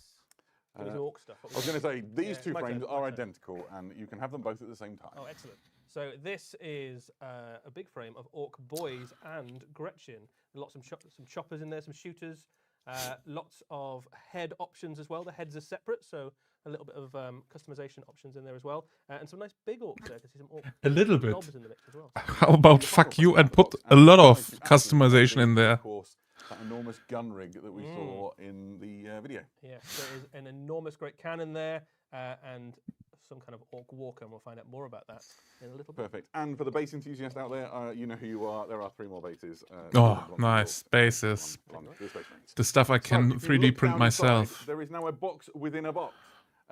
This is where all of the sort of paper components of Warhammer 40,000 Armageddon live. I will crack it open. Ah! It's Orcs leaked! put in there, and it's got some Orcs confirmed. Before we get to that, should we There you do? go. Yeah, you do that while I do There's this. another thing here. We've got a sheet of transfers.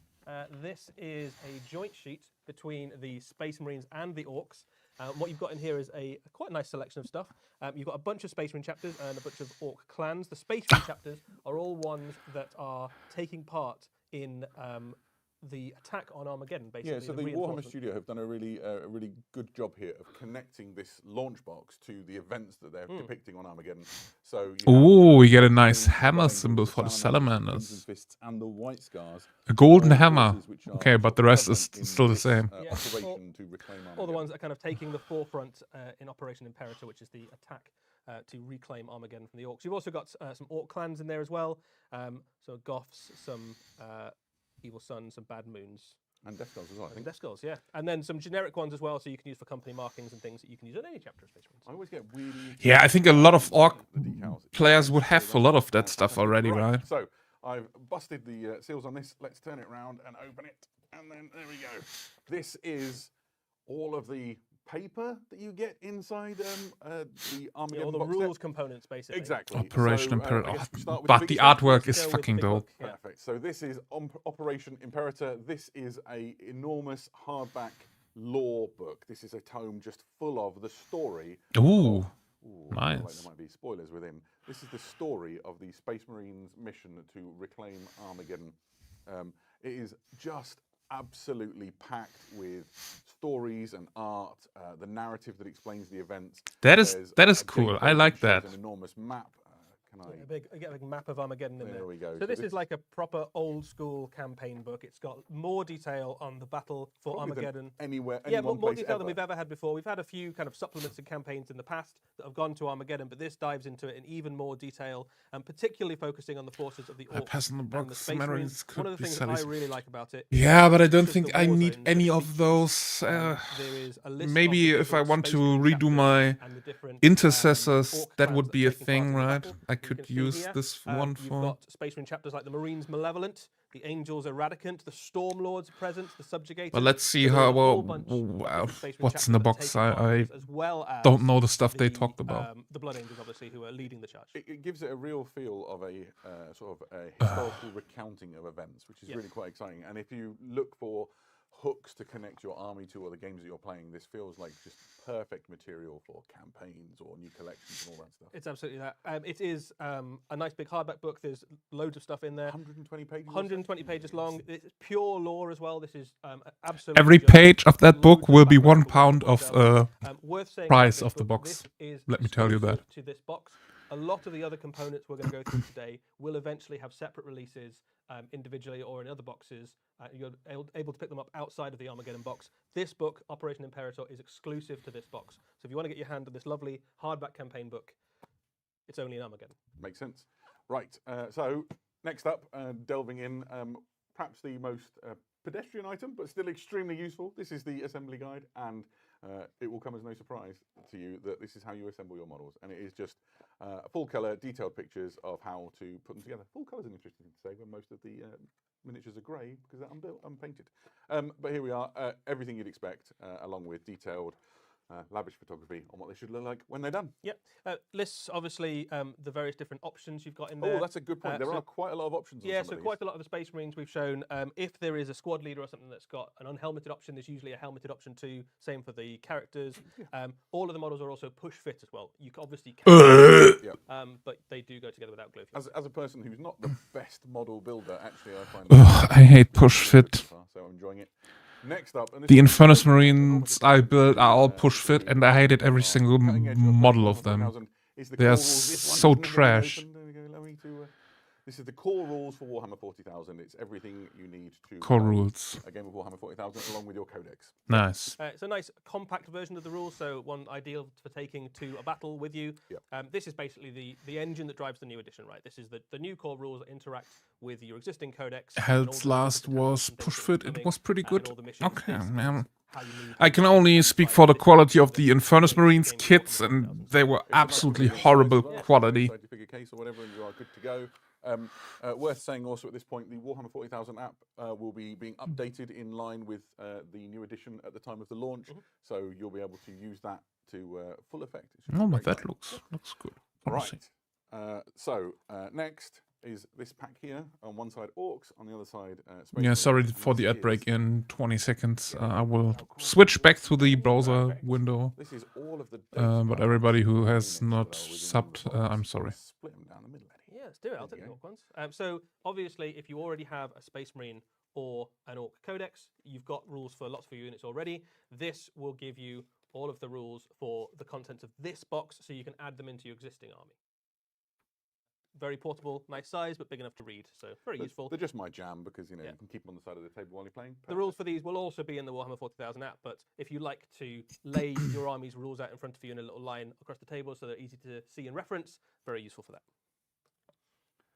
Right, so let's put that out of the way. So then there are 2 more boxes of cards, and these are massive. Which one do you want to do Oh, first? let's do chapter proof first. I think. Great, there we go. I'll get it out without.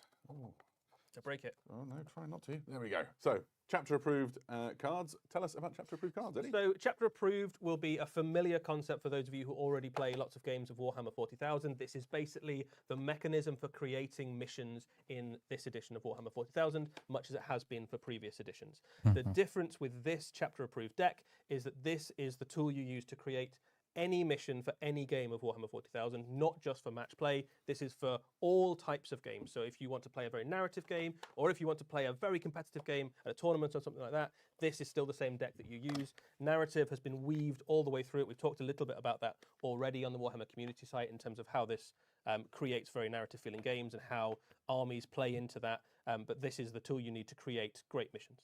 Yeah, absolutely. It comes complete with a little chapter-approved booklet which explains essentially how to use it. So everything there you need to start using this to sort of power your games. And you'll be using that a lot. So obviously what you've got here, as well as all those models, is all the rules stuff you need to start playing Warhammer 40,000. Combine that with your codex, with your data sheets, and right out of you're the away. gates, Yeah, absolutely. So this is a box definitely designed for people who just want to start playing straight away in the new edition. And then finally, Dominatus, another pack of cards, a really hefty looking card box. And Dominatus is something just a little bit different, isn't it? Yeah, so the chapter approved mission deck is what you use to create missions. This deck is what you use to create campaigns. So there's been a few different ways that we've spelled out how you might want to do a campaign in the past. This is a deck-driven campaign system for Warhammer 40,000. It works alongside chapter approved, generating those missions, and it allows you to link your battles together in a narrative way. No, This more is, collectible cards. great The old if ones you want sucked. to play a weekend of gaming, Or link loads together with your gaming club. yeah, if you've got a gaming club and Absolutely. you get to play a game every week and you want them to kind of feel like they're part of a continuous system, this is a Yeah, but I think deck-driven for campaign system, and it campaigns, effectively takes this away might all be the paperwork, all might be the cool, huh? logistics of having to run a campaign. What do you say? And puts it into a deck Having some system, cards so for you can campaigns, link your just battles together very randomly easily pulling and feel like you have a very the next compelling objectives and stuff like connection that. between the battles. Absolutely. The Dominatus deck also comes with its own booklet, which is essentially everything you need to know I think to use it till to now, campaign together. And when we say it's a campaigns simple were just system, we're talking about yeah, in the 8 books, pages right? long, and between these and your chapter approved cards, you are away and playing a linked. Yeah, unit cards are absolutely And horseshit, you can play quite compact useless campaigns as well. after They don't need to the be like first 3 month. games long if you want them to be, or they can be Absolutely. great long. So all of that is within the Warhammer 40,000 Armageddon box set. We've shown you all of the frames in a little bit of detail and talked you through the different things. Shall we have a good look at the models themselves? Let's do it. I think we should start with my favourite half of the box. So it's Orc time, Orc right? time, yeah. Perfect.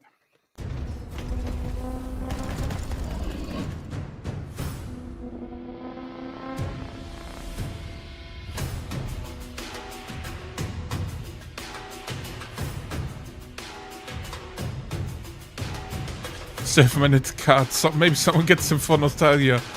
Yeah, I have the Space Wolf ones. Oh, that weird boy looks cool.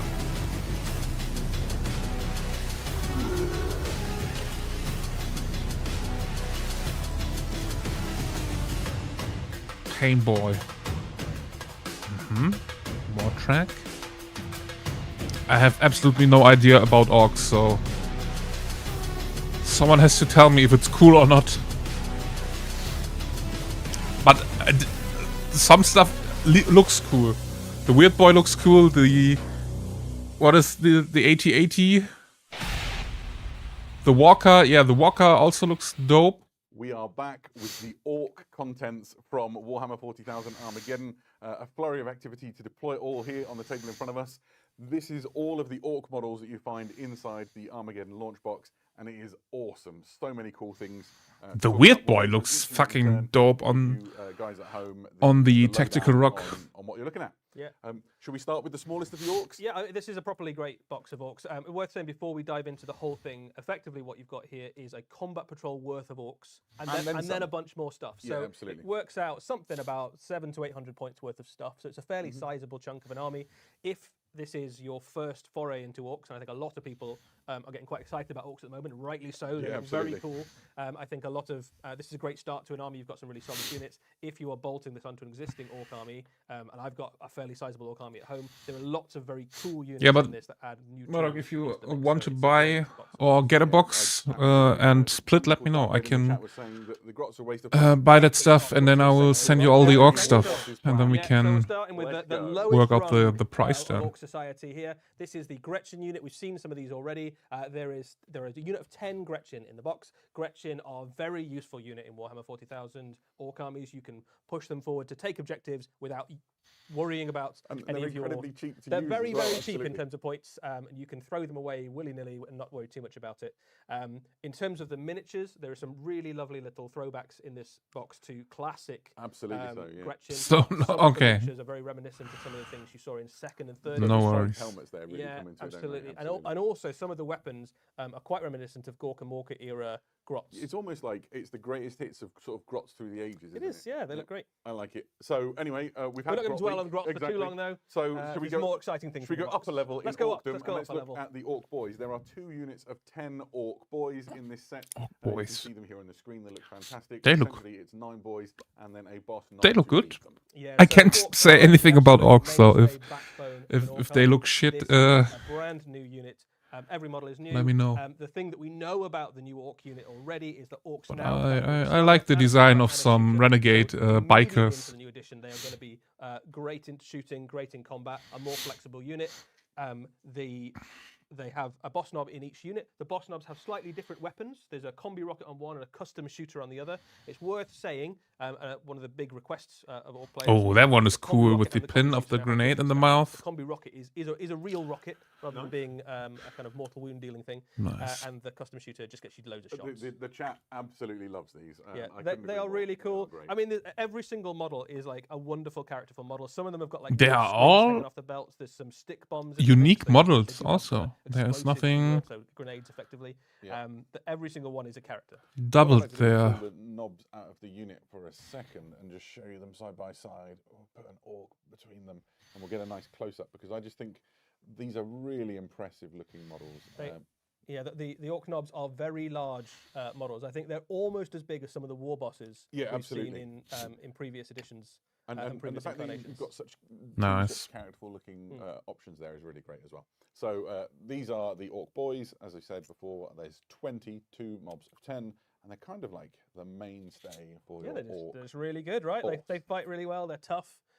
The thing that really makes Orcs work is when you start adding characters into the units that gives them lots of cool abilities. And there's a bunch of stuff in this box that can do that. And we can have a look at a few of those. Yeah, absolutely. So next up here near the front, I'm moving to the front. There we go. Fantastic view here. Oh yeah. This is the The Orc X is Big dope. Boss, which is sort of a new thing inside the Orc force composition, right? Yeah, so at the moment in your Orc army, Oh, you have yeah. the war boss, but then underneath him, you haven't really got any other characters that fill in the sort of boss level role.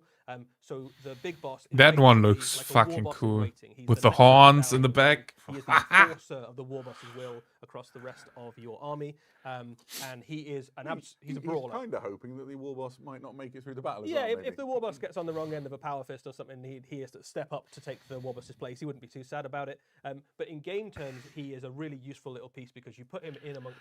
Would be either funny boys if or he your could mobs or something like that, and he makes the unit hit start a harder, fight with the war boss breaking on the battlefield but he gives just the whole to unit level up. and also sustained hits. So you can imagine that on a big unit of boys or a big unit of knobs or something, charging into an enemy unit is going to make an absolute mess. Somebody said, is he smaller than the Orc boys? And the answer is no, he's an absolute unit. He is. Let me stick an Orc boy alongside these guy and you'll get a sense for just how Yeah, chunky he is. stands a little bit taller than the knob leaders in each of those boys units. Yeah, absolutely. So next up, if we've had the big boss, we should do the guy on your side, Eddie, which is the banner knob. Yeah, Here we go. another one of the leader units in the Orc force. This is the banner knob. War banners, of course, have been part of Orc armies for kind of since Orc that armies banner started. is Every cool. war boss needs to have a war banner somewhere so the boys know what they're following.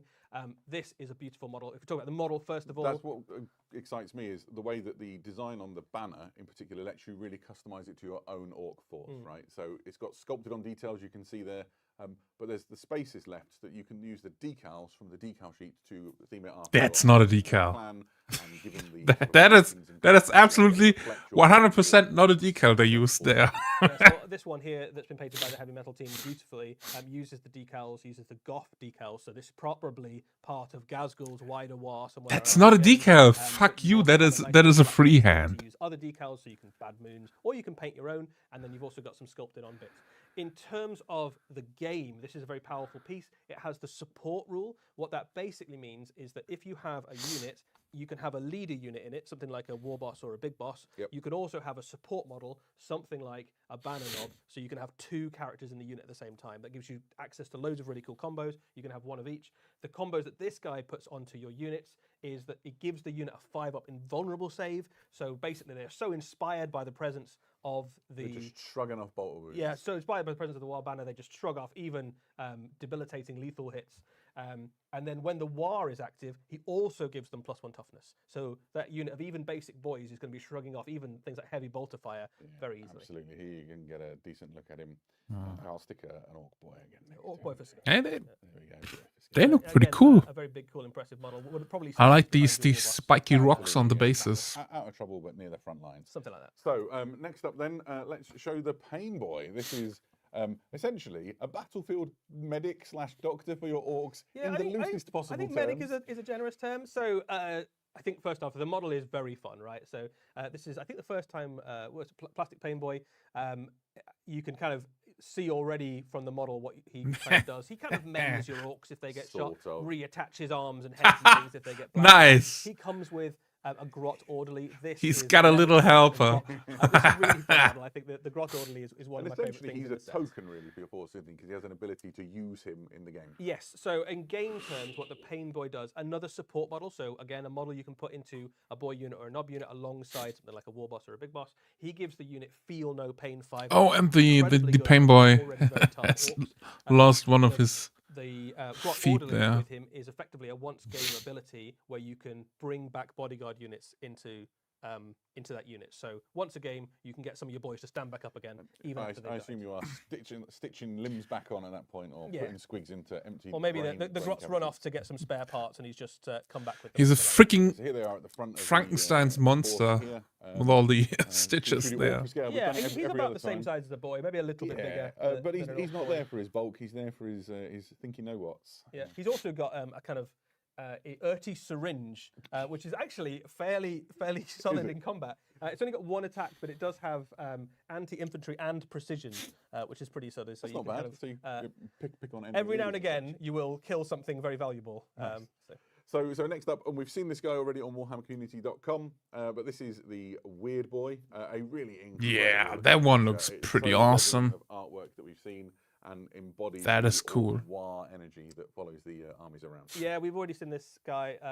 We also saw him in the. Yeah, Salamanders. you might have. I've He not. does exactly what you'd hope a Weird Boy does. The model is great. In game terms, he has the jump, which allows you to. That push works up so your well units, also with teleport the into with the power rocks of the orc spiking gods. towards the He back, also can blast enemy units with psychic energy. making it look More like he, powerful, yeah, more his orcs weird around boy him. energy So, is forming the rocks that around always him. works. They carry on working that way. The difference now is that you've got an amazing new plastic model. Absolutely. And there you see him at the Oh, front. yeah. I've done it with every other one. So orc for scale. There we go. Him stood next to a boy. He's got a heroic rock to stand on. Yeah. But even so, he's a substantial orc.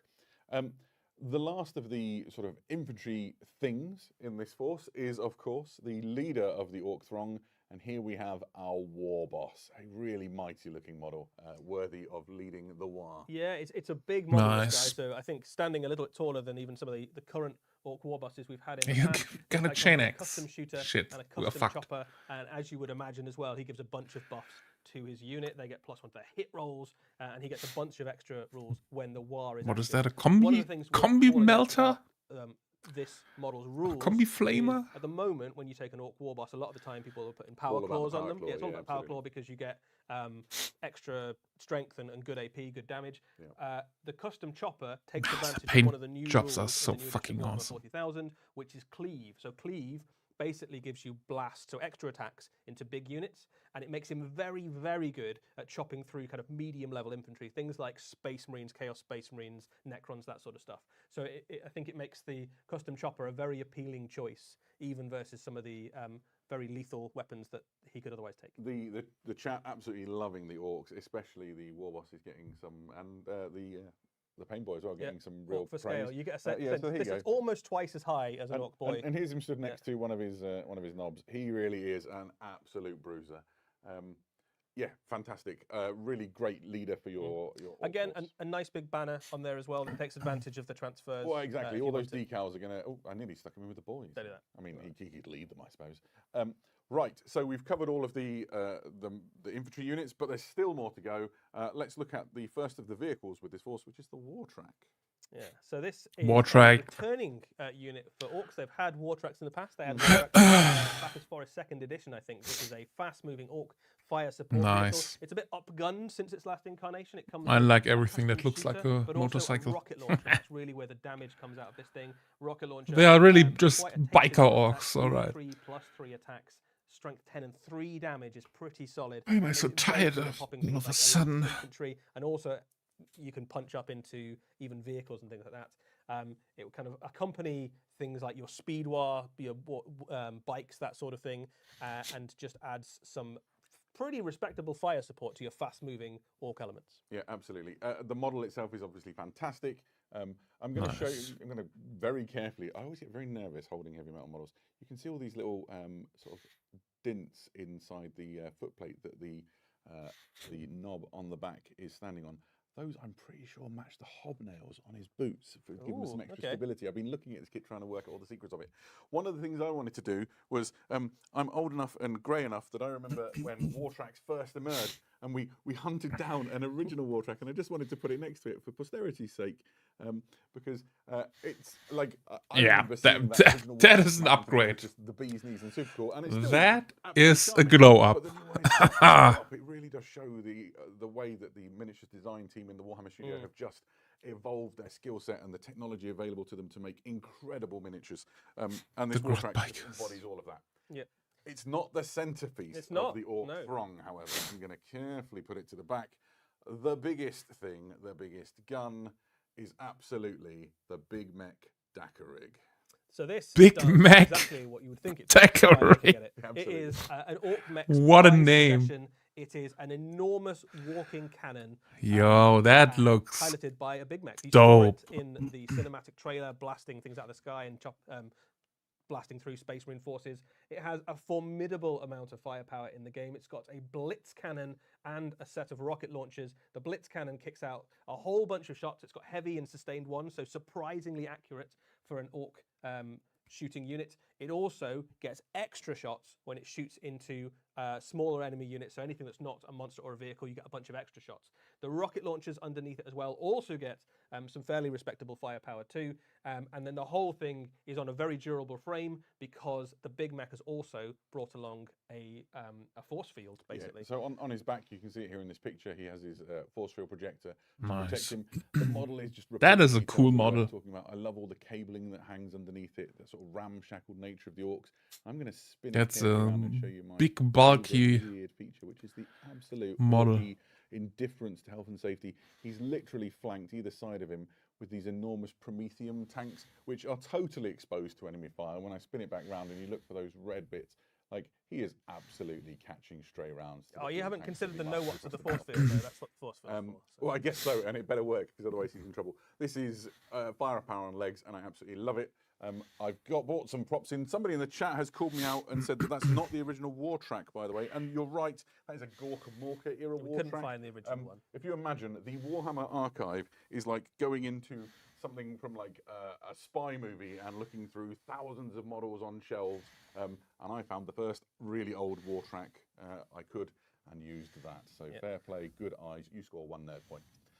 Here we see some other orc walkers. So we have a killer Death Dread, and they're stood next to the Yeah. Gives you a The new one looks within the sort of orc walking things. fucking dope. Absolutely. You can imagine that the Dakar rig works perfectly well alongside any orc army marching alongside your boys, but it fits in very nicely if you have a dread war, if you've got lots of Death Dreads, lots of killer cans. You can imagine if you have an orc mech who particularly likes building dreadnoughts, that he would want to accompany them into battle, and the way that he would do that is in the back of one of these Dakar rigs.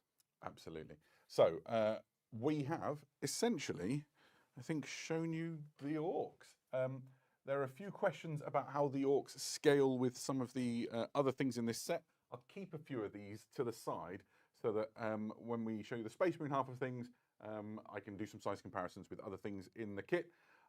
Let's have a look now at my favourite half of the Armageddon box set, the Space Marines. Space Marines!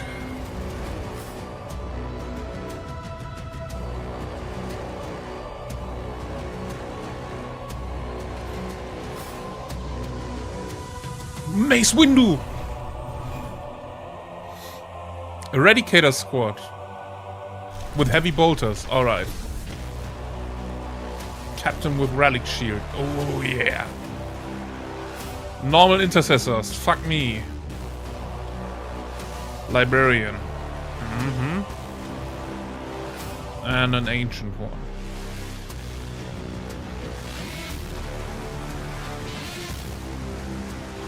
Land speeder, alright.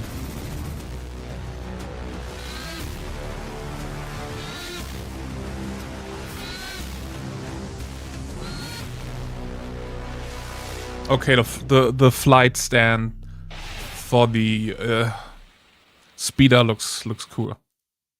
That was the fastest set change you've ever seen in your life. We have placed in front of us now the Space Marines half of Warhammer 40,000 Armageddon. Yeah, let's just neaten up some of these units.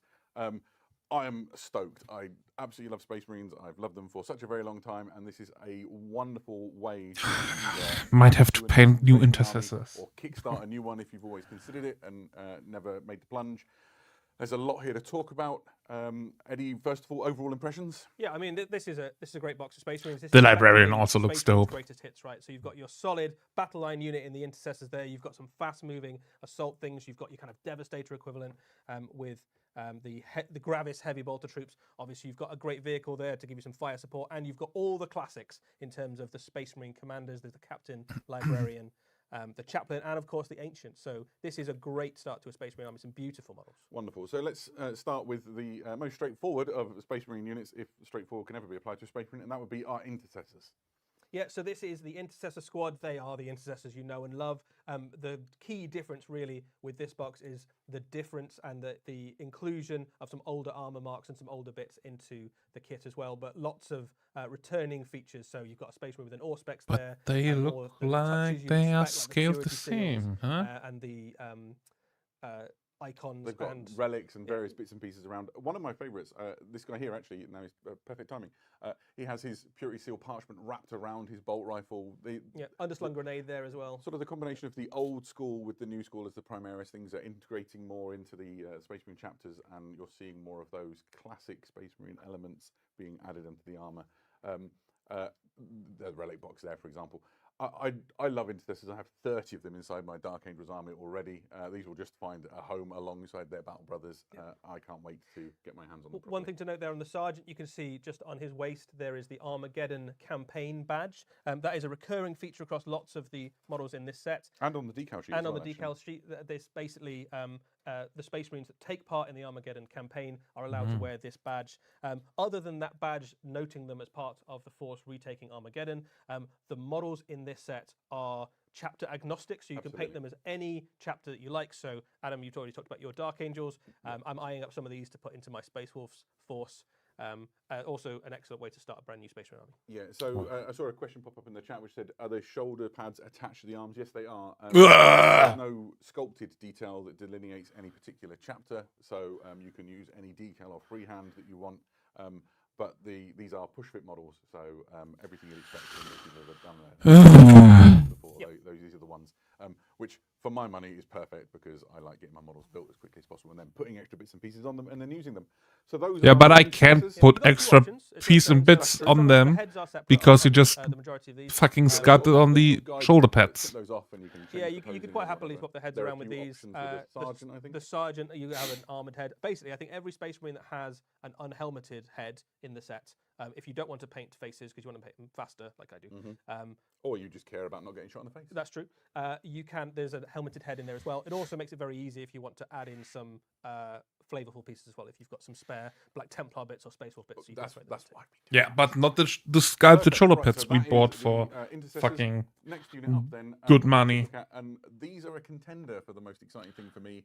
These are the Space Marine Eradicators. I'm moving to the front while we talk about what you can see on the screen. Yeah, so Space Marine Eradicators. We've seen Eradicators with multi-melters before. This is the kind of opposite end of the spectrum in terms of things you might want to kill. These are Eradicators with heavy bolters. They are in Space Marines in Gravis armor. Gravis armor, of course, very durable. Each one of these is 3 wounds each and toughness 6, so they take some killing. In terms of what they do for you in the game, they are very, very good at killing lots of enemy infantry. You know what heavy bolters do, but these guys have an extra little trick, which is if you target an enemy unit that's not a monster or a vehicle, they get blast. Now that basically, it's overlapping detonations. They just absolutely flood a region of the battlefield with heavy bolter shots. They look cool. It means that they are incredibly good into big units of enemies, like big units of orcs. If you've got that pose here, yeah, that one looks fucking dope. You'd get an extra 12 shots. That might be the Sergeant. So you get got the Purity Seal wrapped around his hand. For the heavy bolters. They also have heavy, so you could be hitting on 2s if you wanted to. And they've also got sustained hits. So you can imagine the amount of firepower this unit could land in terms of hits into a big unit of enemy infantry is absolutely horrifying. So you imagine a few units of these and you could just remove an enemy horde army fairly quickly in a few shooting phases. So here they are lined up at the front. I mean, we've seen Gravis armoured Space Marines before, but they are bigger boys than the not much taller, but wider. Yeah, there's a lot of chunk there, which is useful for stopping bullets and carrying big guns. Yeah, I really like these. A few things to call out about the kits. Obviously, you have. I mean, it's cool that they have these. There's an option in the box for the helmet.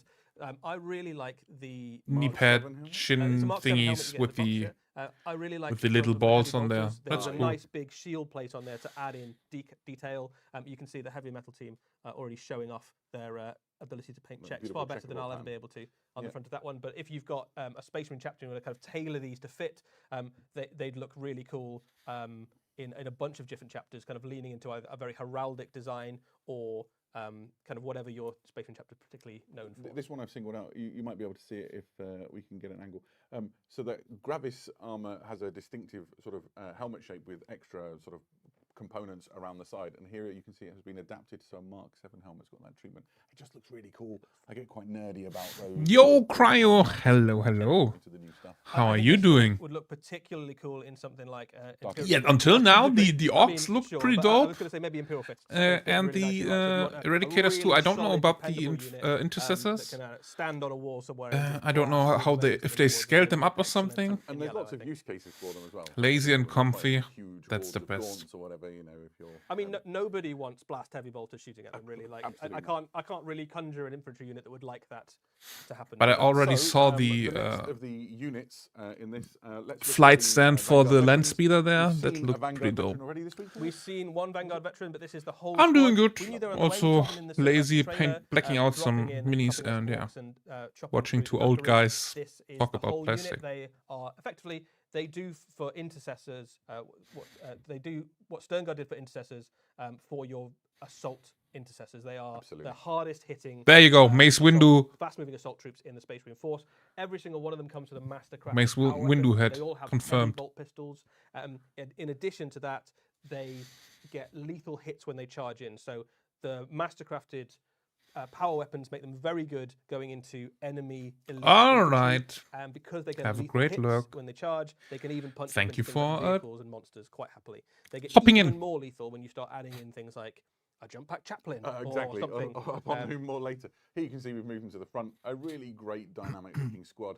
I love the fact that the miniatures design team have made them look like they're springing off of rocky outcrops and things as they move forward. Really conjures that bounding, leaping motion that we associate with the way that jump pack are equipped troops leap into battle. There's some fantastic posing. If you're a Black Templars or a Dark Angels fan, this one clutching his sword in sort of two hands has got that sort of... The two-handed sword is very cool. It's really good, isn't it? Worth saying about the rocks on them. The rocks are all sort of Armageddon themed. So Armageddon's got this sort of like very jagged wasteland landscape sort of vibe to it. So all of the rocks that all the characters are standing on kind of fits into that. And there's loads of that depicted in the artwork of the Armageddon sets. They're very cool. They look, I think, excellent in Raven Guard. Obviously, they're really nicely. Yeah, I think they Black Templar up very well. So I have slept in and stayed in bed until really likes that sort of well into the afternoon. So now all the things I wanted to do, chill, and I have to have a good day. Next up, then, let's look at Sometimes this also has to let's start with the Ancient. I'm a big be fan of banners, so this one is near and dear to my heart. Straight away, I'm going to call out the fact that the banner has got loads of sculpted detail on it, and this is an Armageddon campaign banner. The Space Marine chapters that turn up to fight on Armageddon as the banner is dope. Have been issued or made, I suppose, these banners that show their commitment to the cause. So a lot of this detail is sculpted on the orc skulls inside the flame, the word Armageddon inside that scroll, the Aquila holding that circle. It's all sculpted detail, which will make it very easy for you to get that fantastic sort of paint job on it. Yeah, so we sculpt detail into our banners, but we do push-fit models where we can't use the sculpted shoulder pads. Yeah, fuck you, James Workshop. Showing your Black Templars Crusade or whatever the chapter that you're going for. Yeah, so loads of already sculpted detail and the opportunity to add touches onto it. I think this is really cool. I love the fact that this is super themed to the events of this box set. Loads of Space Marine chapters have taken part in the Armageddon War, so loads of them would have the opportunity to take a banner like this with them. You get a couple of head options in there. There's the unhelmeted head you can see there. There's also a helmeted head, which I believe is a Mark 7 helmet. Yes, it is. It's quite a nice Mark 7 helmet with a little skull on top. Yeah.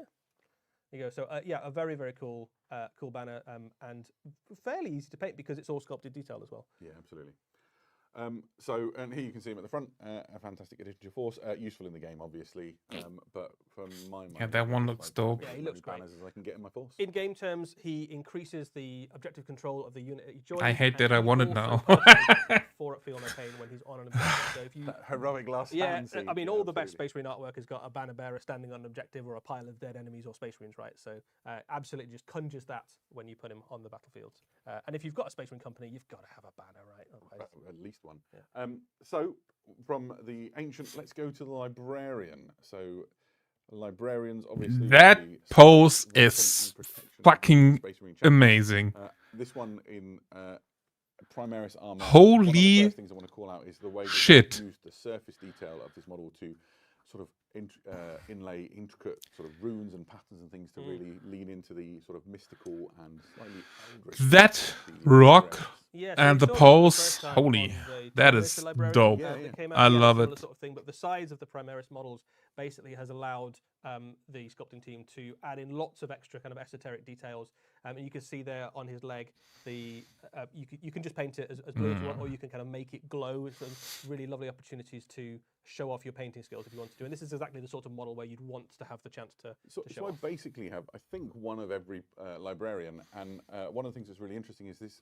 I also have a librarian. Quite closely another Space Marine librarian that was made in plastic a while back. But this is kind of like his glow up. So I'm imagining this is the same guy having crossed the Rubicon. Oh, yeah, that's a good idea. A nice thing about this is that he actually squares up in a really cool way with the Orc Weird Boy. We were talking about this before we came on air, and see if I can capture it. But essentially, oh yeah, that looks cool. Look here, the rock formation that he stood on is like blasting forwards as if it's sort of being moved by the psychic energy, and then the Orc Weird Boy on the other side, it's like you can almost see the sort of unseen psychic power blasting forward. Yeah, so there's 2 sets of the characters in this box that are designed effectively to be a duel. So a lot of people who buy this box will buy it because they want a Space Marine army or Orc army and put it on the battlefield. But there are people who just want to paint really Cool awesome models, yeah, right? absolutely. And if you want to paint a diorama, this is a really cool one to kind of put together. The base is already sort of built in for you. It's a really cool little face-off between those 2 characters. The dynamism of the psychic powers is already evident in the way that they're posed. Somebody in the chat says, he's a Blood Angel, why can't we have a red armoured one? And the answer for that is that all librarians pretty much are painted in blue armour because the librarians all wear blue armour, much like chaplains typically. Yeah, there's a couple of Blood Angels librarians. I think Mephiston obviously doesn't play by the Mephiston rule. is He writes his own rules. Yeah, absolutely. He writes his own rules. But all the rest of the Blood Angels librarians, since I think there were Blood Angels librarians, have always been blue. Yep. That has been true. I think he would white scar up particularly nicely. I think he'd make an excellent white scars librarian. Yeah, no doubt. So what's next? So the chaplain, the star of the cinematic trailer, without a doubt, absolutely lays waste to so many orcs. Is this Chaplain with jump pack, all right. Chaplain with jump pack. I'm not so telling me before, hyped about that you one. really feel like he keys into a Blood Angels theme, weren't you? Yeah, so all the models in this box set, all the Space Marines you can paint as any chapter, but I think there is something very Blood Angels. I like Chaplain the with a jump pack. That is one chaplain of the in iconic, Terminator armor a bit more. units of the Blood Angels. Lots of your Blood Angel units have jump packs. That's the way they like to fight. So having jump pack chaplains leading those, giving them extra bonuses is very useful. He looks very Blood Angel-y to me. Where do I got? Perfectly at home in the Dark Where Angel do I have it? Ultramarine army as well. In game terms, this is a very powerful piece. Obviously, chaplain's very good in close combat. The jump pack makes him get to close combat faster, so that's only a good thing. He gives you the +1 to wounds, so that's excellent on something like the Vanguard Veterans, also excellent on Assault Intercessors, something like that. This guy also does mortal wounds to enemy units in combat, so as well as making the unit better and having a very scary combat stat line, he also does a bunch of extra mortal wounds. So he's just a very scary thing to come barreling towards you alongside 5 or 10 Space Marines with jump packs. Any Space Marine chapter is going to be glad to have him. There was a question in the chat saying, does the librarian come with a helmeted option? He does. Yes, He does. He looks a very cool helmeted option. I always worry it would interfere with my psychic powers. It has it has a psychic hood inlays, built into the helmet. I don't know if we have a picture of that, unfortunately, but there is I could rummage and try and find it on the frame. There we go. I'm not sure that the camera is going to be able to capture it in quite all of its glory, but you just have to trust me. It's a tiny little component on this frame. it has a psychic hood built in. But there we go. A tilly little helmet with full psychic inlays and stuff so that he can focus his mind-bursting powers on the enemy. In game terms, the librarian, we talk about him, but he's a great little addition to a Space Marine army. He gives you some feel no pain against psychic attacks, and he also gives you an invulnerable save for the unit he joins. So he makes your intercessors very durable. I do live in fear as I move the models around doing this of damaging an heavy metal model. If They you're will watching hunt you Heavy Metal down Team, if you knock them over. It's done with love. Yeah. Right, so the last of the character models in this selection is, of course, the Space Marine Captain. Captain What a with model. relic This is obviously shield. the bigger horse. Here he is with relic sword and relic shield. That one looks and just great. replete with all of the detail that you'd expect to see for a leader of the Adeptus Astartes, including that Armageddon campaign badge hanging from his belt. I think this model is just awesome, right? Like, this is a really, really excellent Space Marine Captain model. It's not like we were short on excellent Space Marine Captain models, but I think this one might be the best yet. There are so many lovely details. There's lots of really cool heraldic opportunities to do fancy stuff with the color scheme. This model you might have recognized as That is also a push fit, at right? the front of the Armageddon box. He's the guy standing loud and proud right in that fight against the orcs. So you can see can that the color scheme on this model matches exactly. making them what you see sub-assemblies on will the be a box, bit which is tricky. cool. There's some options in this kit as well. I think we'll talk about the head options in a second. In game terms, he does what a Space Marine Captain does, right? So you get to use your stratagems for one less command point, and then once a game he gets his finest hour where he gets devastating wounds and a bunch of extra attacks. So you can either have him at the heart of something like a Blade Guard unit to make them absolutely awesome in close combat, or you can add some real combat punch to something like an Intercessor unit. Yeah, the chat seems to really like this guy. He's great. They are right. Correct, chat. That's a great model. I completely Good agree choice. with everyone said. This dude slaps. I'm with you. I found the frame which he's on. The captain actually comes with 3 heads options. I've built it as you see here. With It the, is push head fit, I wish I had. so you can't build You it. have a in- bare head. That's no helmet, not an animal in the woods. Sub-assembly. You also That have this okay. Mark The 7 arms helmet would with the be laurels of okay. victory on it, and The another helmet with could do the this cloak. helmet with a crest running front to back. And the So, backpack, things like maybe we Ultramarine can also crystals build really those useful. in what's really nice about the captain, I sub-assembly. think, is because Maybe it's not everybody that wants their captain to kind of unique and embody the represent chapter them, yeah. that they're in. You've got one there with the crest. I think would look really good, as you say, as Ultramarines. I think would make an excellent Imperial Fist as well. Absolutely. The one with the laurels, I think, looks very Blood Angel-y. I think that would look great. Or if we wanted to do like a Black Templar or something like that, I think he'd be great. And frankly, if you buy any Space Marine kits that are chapter specific, you end up with enough spare heads and bits and pieces that, like, again, it just attaches via a plug. Right? Stick that plug off, and you're good to go. Or if you had something, because the head comes off, as you say, if you had something like a Space Wolf head or a Dark Angel head with the wings, it'd be very easy to add that onto that model and immediately make it very at home in whatever chapter you wanted. Yeah, no kidding.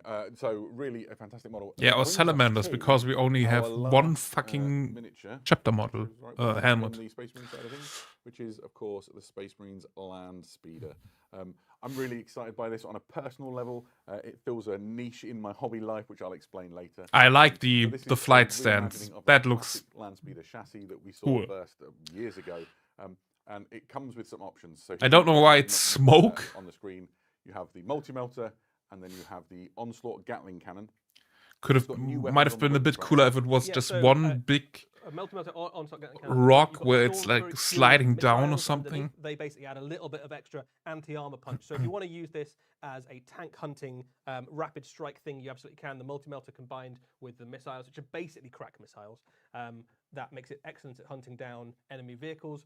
You've also got the option, if instead of the underslung Gatling cannon, you wanted to have a heavy flamer, you can swap that out and make it a very scary close assault. Well, good thing we can buy all the stuff in Good for overwatching for your guys as well. as singular kits afterwards, so I can get the one with the campaign banner, it's also got a intercessors, very cool little special rule, which maybe is called the purgation run, and basically what that allows maybe you to the do is you shot in your shooting phase, librarian. you can move this thing d6 inches. Now, That would be if the you play things Warhammer I 40,000 would already, be you know that is going to be an incredibly interested useful now. ability. You can use it to do things like hop out from behind cover, shoot at the enemy, and then hop back safely, or you can use it to do things like move forward, kill an enemy unit with your Gatling cannon or multi-melter or flamers, and then move on and take their objective. So that's a really useful little ability. This has a lot of firepower for the relatively small chassis.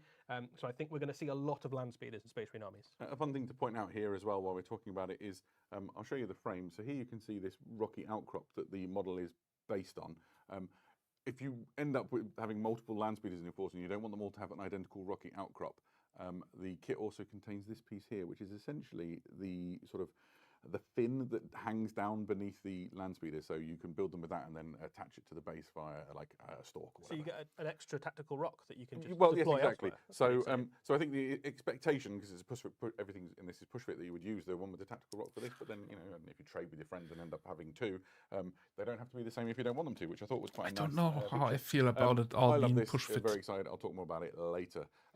There were some questions about the scale of things, in particular in relation to the orcs. So I'm just going to quickly do the orc knob, which I've kept on the side, and stand him alongside just a Space Marine intercessor, and then put an orc boy on the other side, because people were wondering how the scale was. These orc boys are beefy boys, but the size is pretty much what you'd expect, and the orc knob is enormous. Yeah, the orc boys are about the same size as the orc boys are today, but I think more detail, more characterful. The orc knobs are now eye level with a Space Marine and about twice as wide, so they are chunky orcs. The other thing to say, I suppose, is you'd mentioned the idea of a dual piece. We'd already talked about the Weird Boy and the Librarian. So here is essentially the face-off that you can make with the Space Marine Captain and the Orc War Boss, and they do just look great going up against each other, sort of capturing that scene in the trailer where you have the axe grinding against the relic shield. Yeah, and again, the bases there that you can get the idea that the rocks are sort of part of the same rock formation. They're designed to go. Imagine they have a slightly bigger base. You could put them on and make a really lovely little diorama together. Yeah, it would actually be a nice golden demon entry. Yeah, I think we will see some.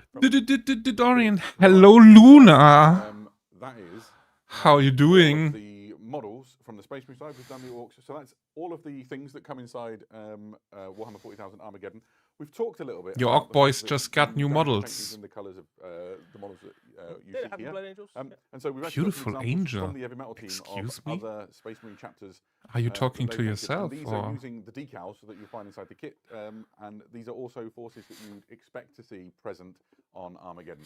So here is a Crimson Fist, absolutely stunning paint job, first of all, incredible work.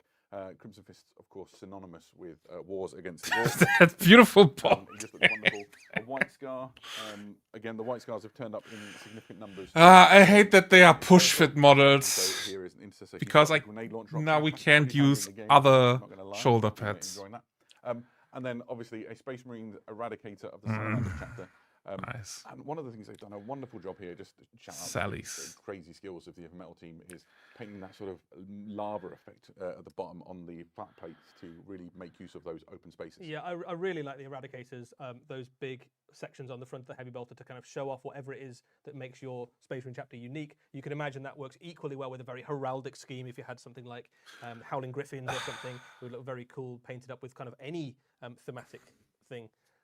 Look great. Absolutely. So here, first of all, we get to show two things. One, which is how much Really faster hurts that it's you push are fit. in Four the- times faster. I hated Exactly the so. Infernal Secondly, Marines. how mediocre our paint skills are compared to the Heavy Metal team. But we wanted to show how much we've enjoyed getting to grips with some of this. So here are some examples of our own models.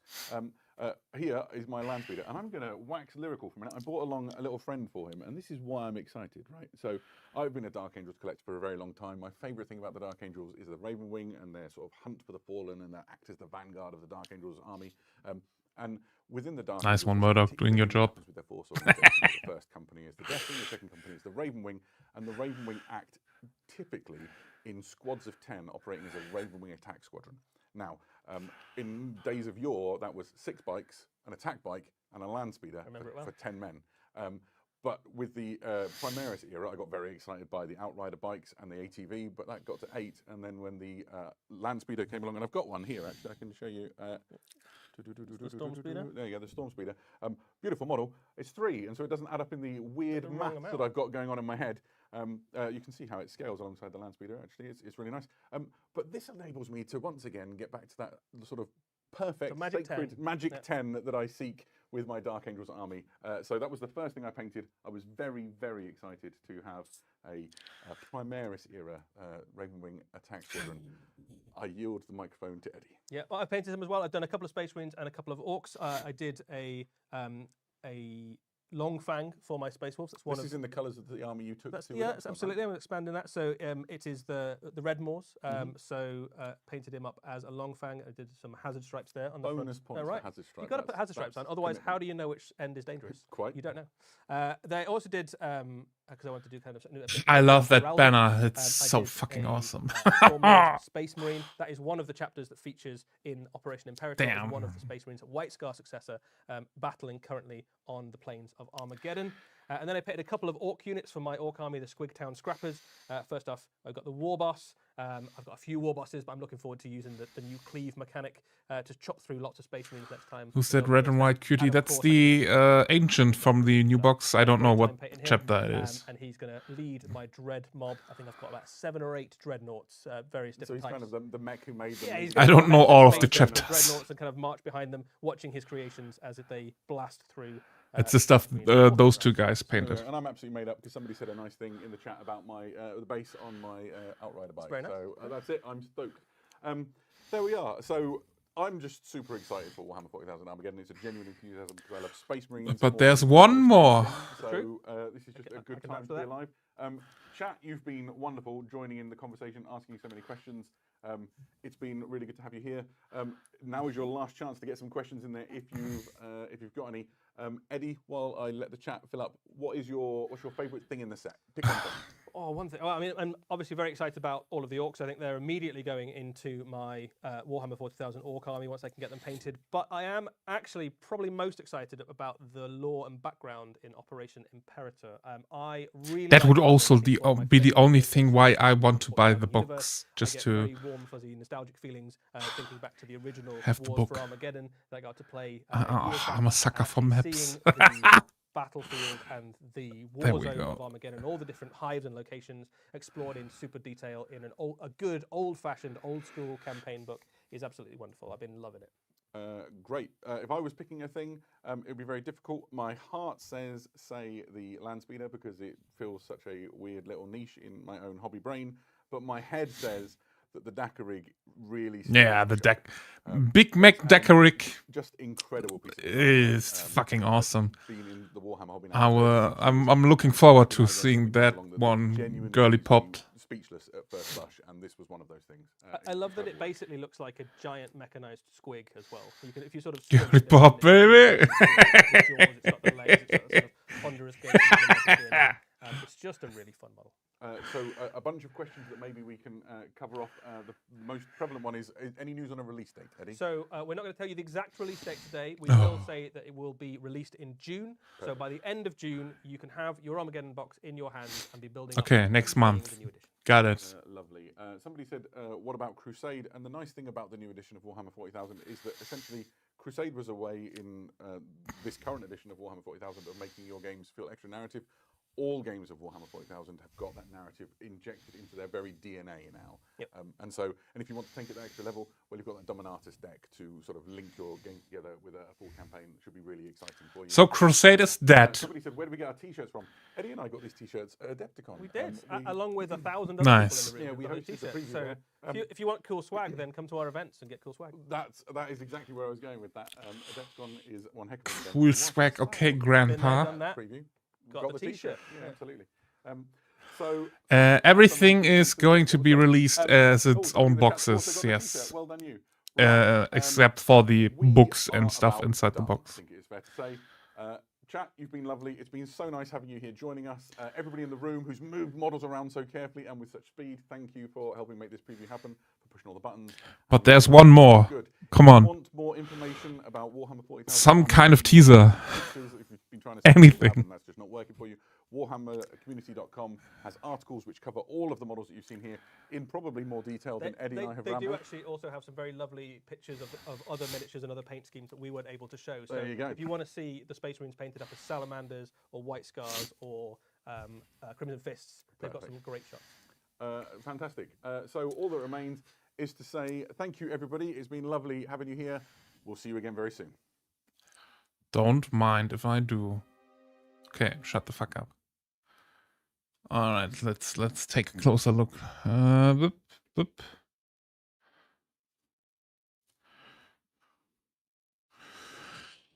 All right. Space Marines. 3 helmets. Is this sculpted? Nah, that's a freehand. Never mind. Nice. I like the shield captain. Or the captain with relic shield. The librarian is fucking awesome. I love that model.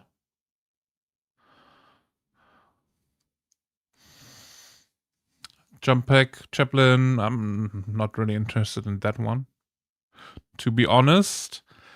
Vanguard veterans, yeah, they're also not very salamandery. But this one, okay. This one is Mace Windu. You can't tell me otherwise. This one is Mace Windu, aka Samuel L. Jackson. Ancient, that one is pretty dope.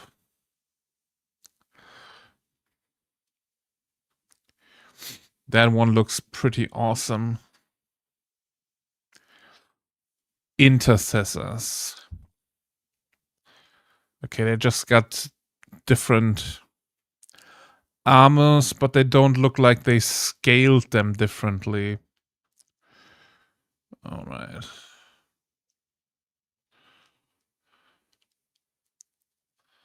All right. Auspex. What? Did he have a... Oh, no. It's just a barrel. Eradicators with heavy bolters. That is interesting.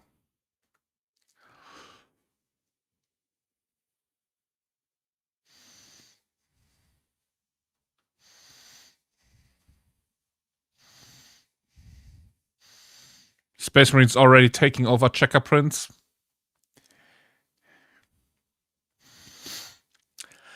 That land speeder is nice, especially with the base. I don't know why it's smoke. It could have been just the fin scraping down that thing or something.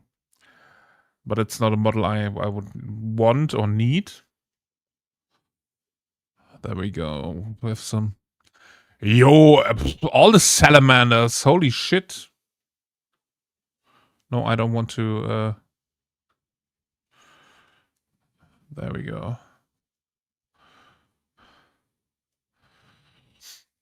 Yeah, I'm pretty sad about all of the models being push fit.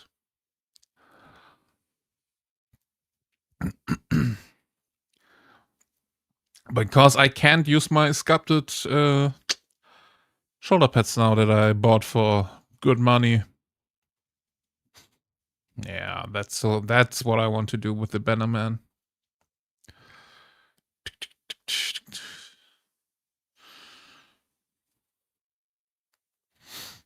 What's that guy? Did we see that one? Yeah.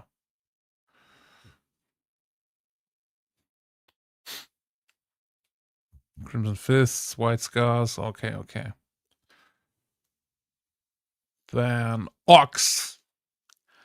This one looks cool.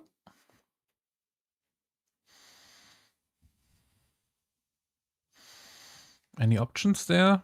Just think, yeah. This one's also nice. But also monopose. Banner Knob. That one is also cool. New Salamander characters? No. Hell no. We're getting nothing. The only thing we get is the stuff we kit bash ourselves. The Pain Boy, that one looks pretty funny. With the little, I don't know, is it a Gretchen dude with the saw? This one is fucking funny. With he cut off a feet and all these scars there. That is fucking funny. The Weird Boy is, I think, the coolest character model. I could freehand little hearts all over their clothes. Or make them Care Bears. Like with the pink tabard and then in the white big spot in the middle with a little heart. Like the Big Boss. Did we already see that one? Yeah, this one. Yeah, I like the axe. That would be an axe I would take for Salamander maybe, but also the horns here. That's pretty dope. But the Weird Boy is fucking cool with the base. Okay, Orc Boys. Yeah, they are Orc Boys, right? But they are all different, right? Yeah. There is no monopose in there. Gretchen. These are the 5 we already saw, right? And these are the other 5. Okay.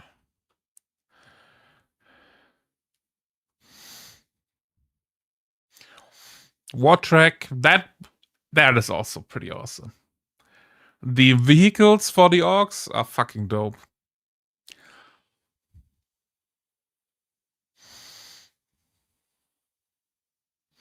Ah, the Big Mac. Dakarik. That one is sexy.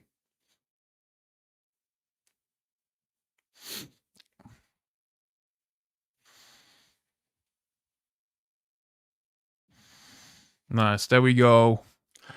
Some yellow orcs.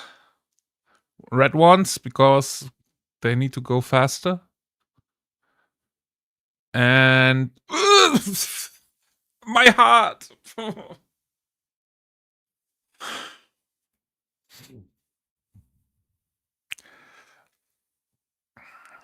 The poor dreadnought.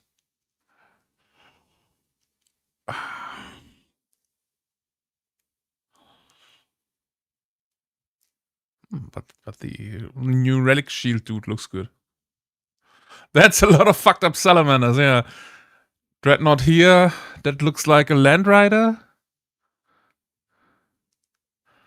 There's another one here.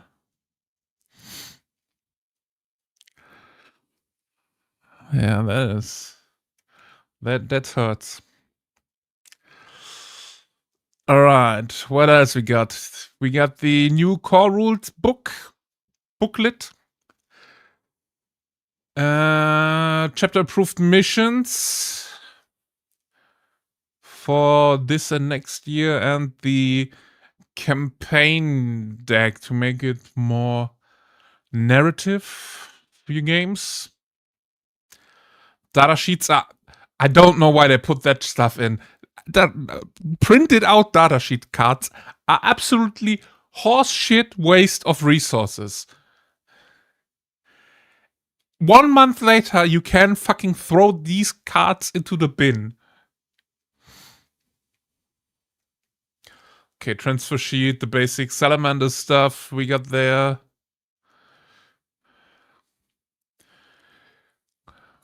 Blood Angel stuff, Ultramarines. We got a golden hammer. That's cool.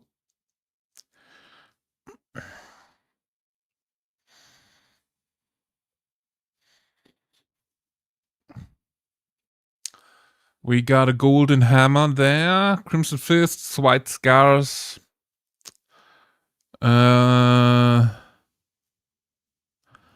What's the campaign thing? I don't even know. And a lot of orc stuff. Okay.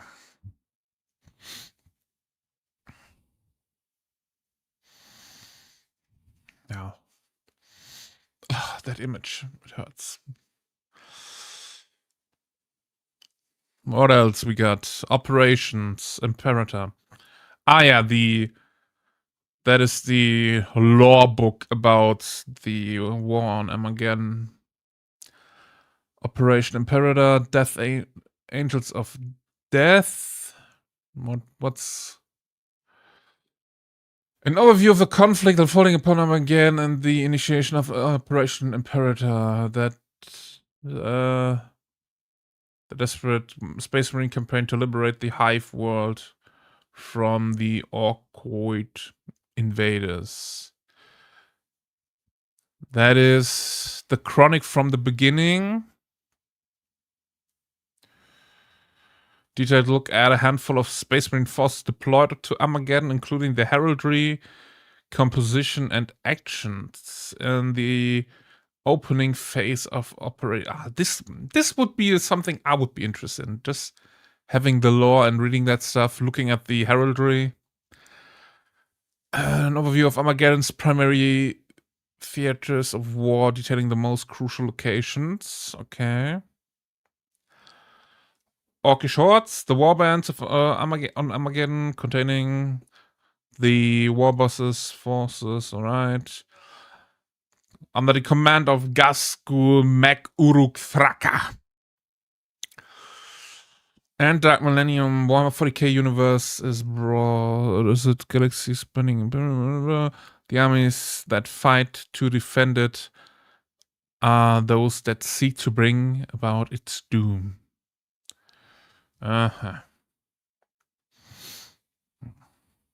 Yo! Yeah, so that's basically a book just with artworks and lore, as they said. Look at, we are fighting here. The boys. I'm a sucker for maps and books. I love it. If there's a fantasy book with a map in it, I will buy it. I lurk. Have a great lurk, Luna. Thanks for hopping in.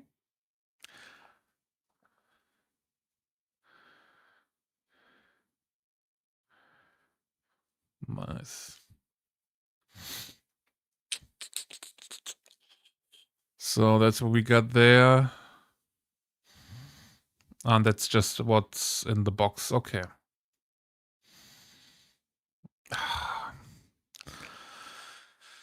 All right. It pains me a little bit to see that they are all in all push fit models, but we will see how it's turning out.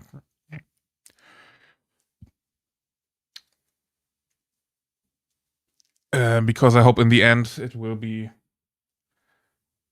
I hope it's easy to paint them in sub-assembly, first of all. Customization is dead now with all the printed shoulder pads we had.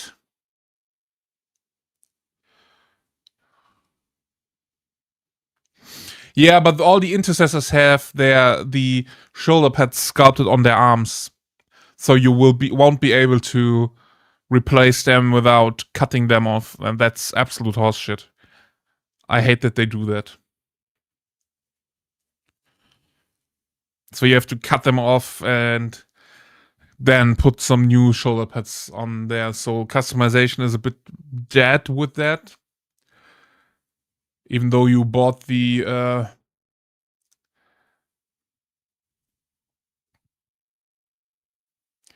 yeah, cutting them away, I know.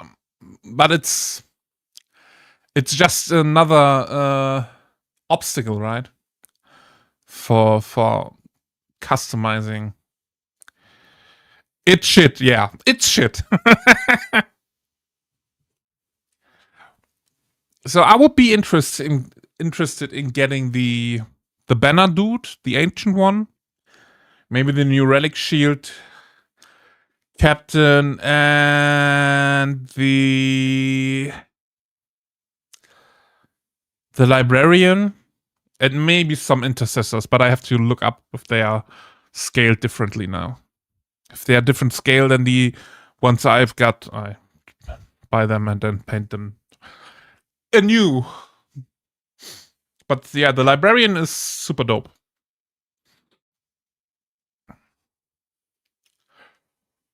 But yeah.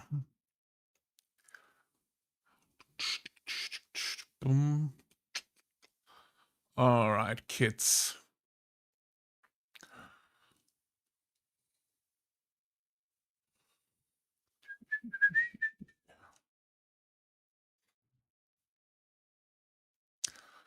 Let's have a look.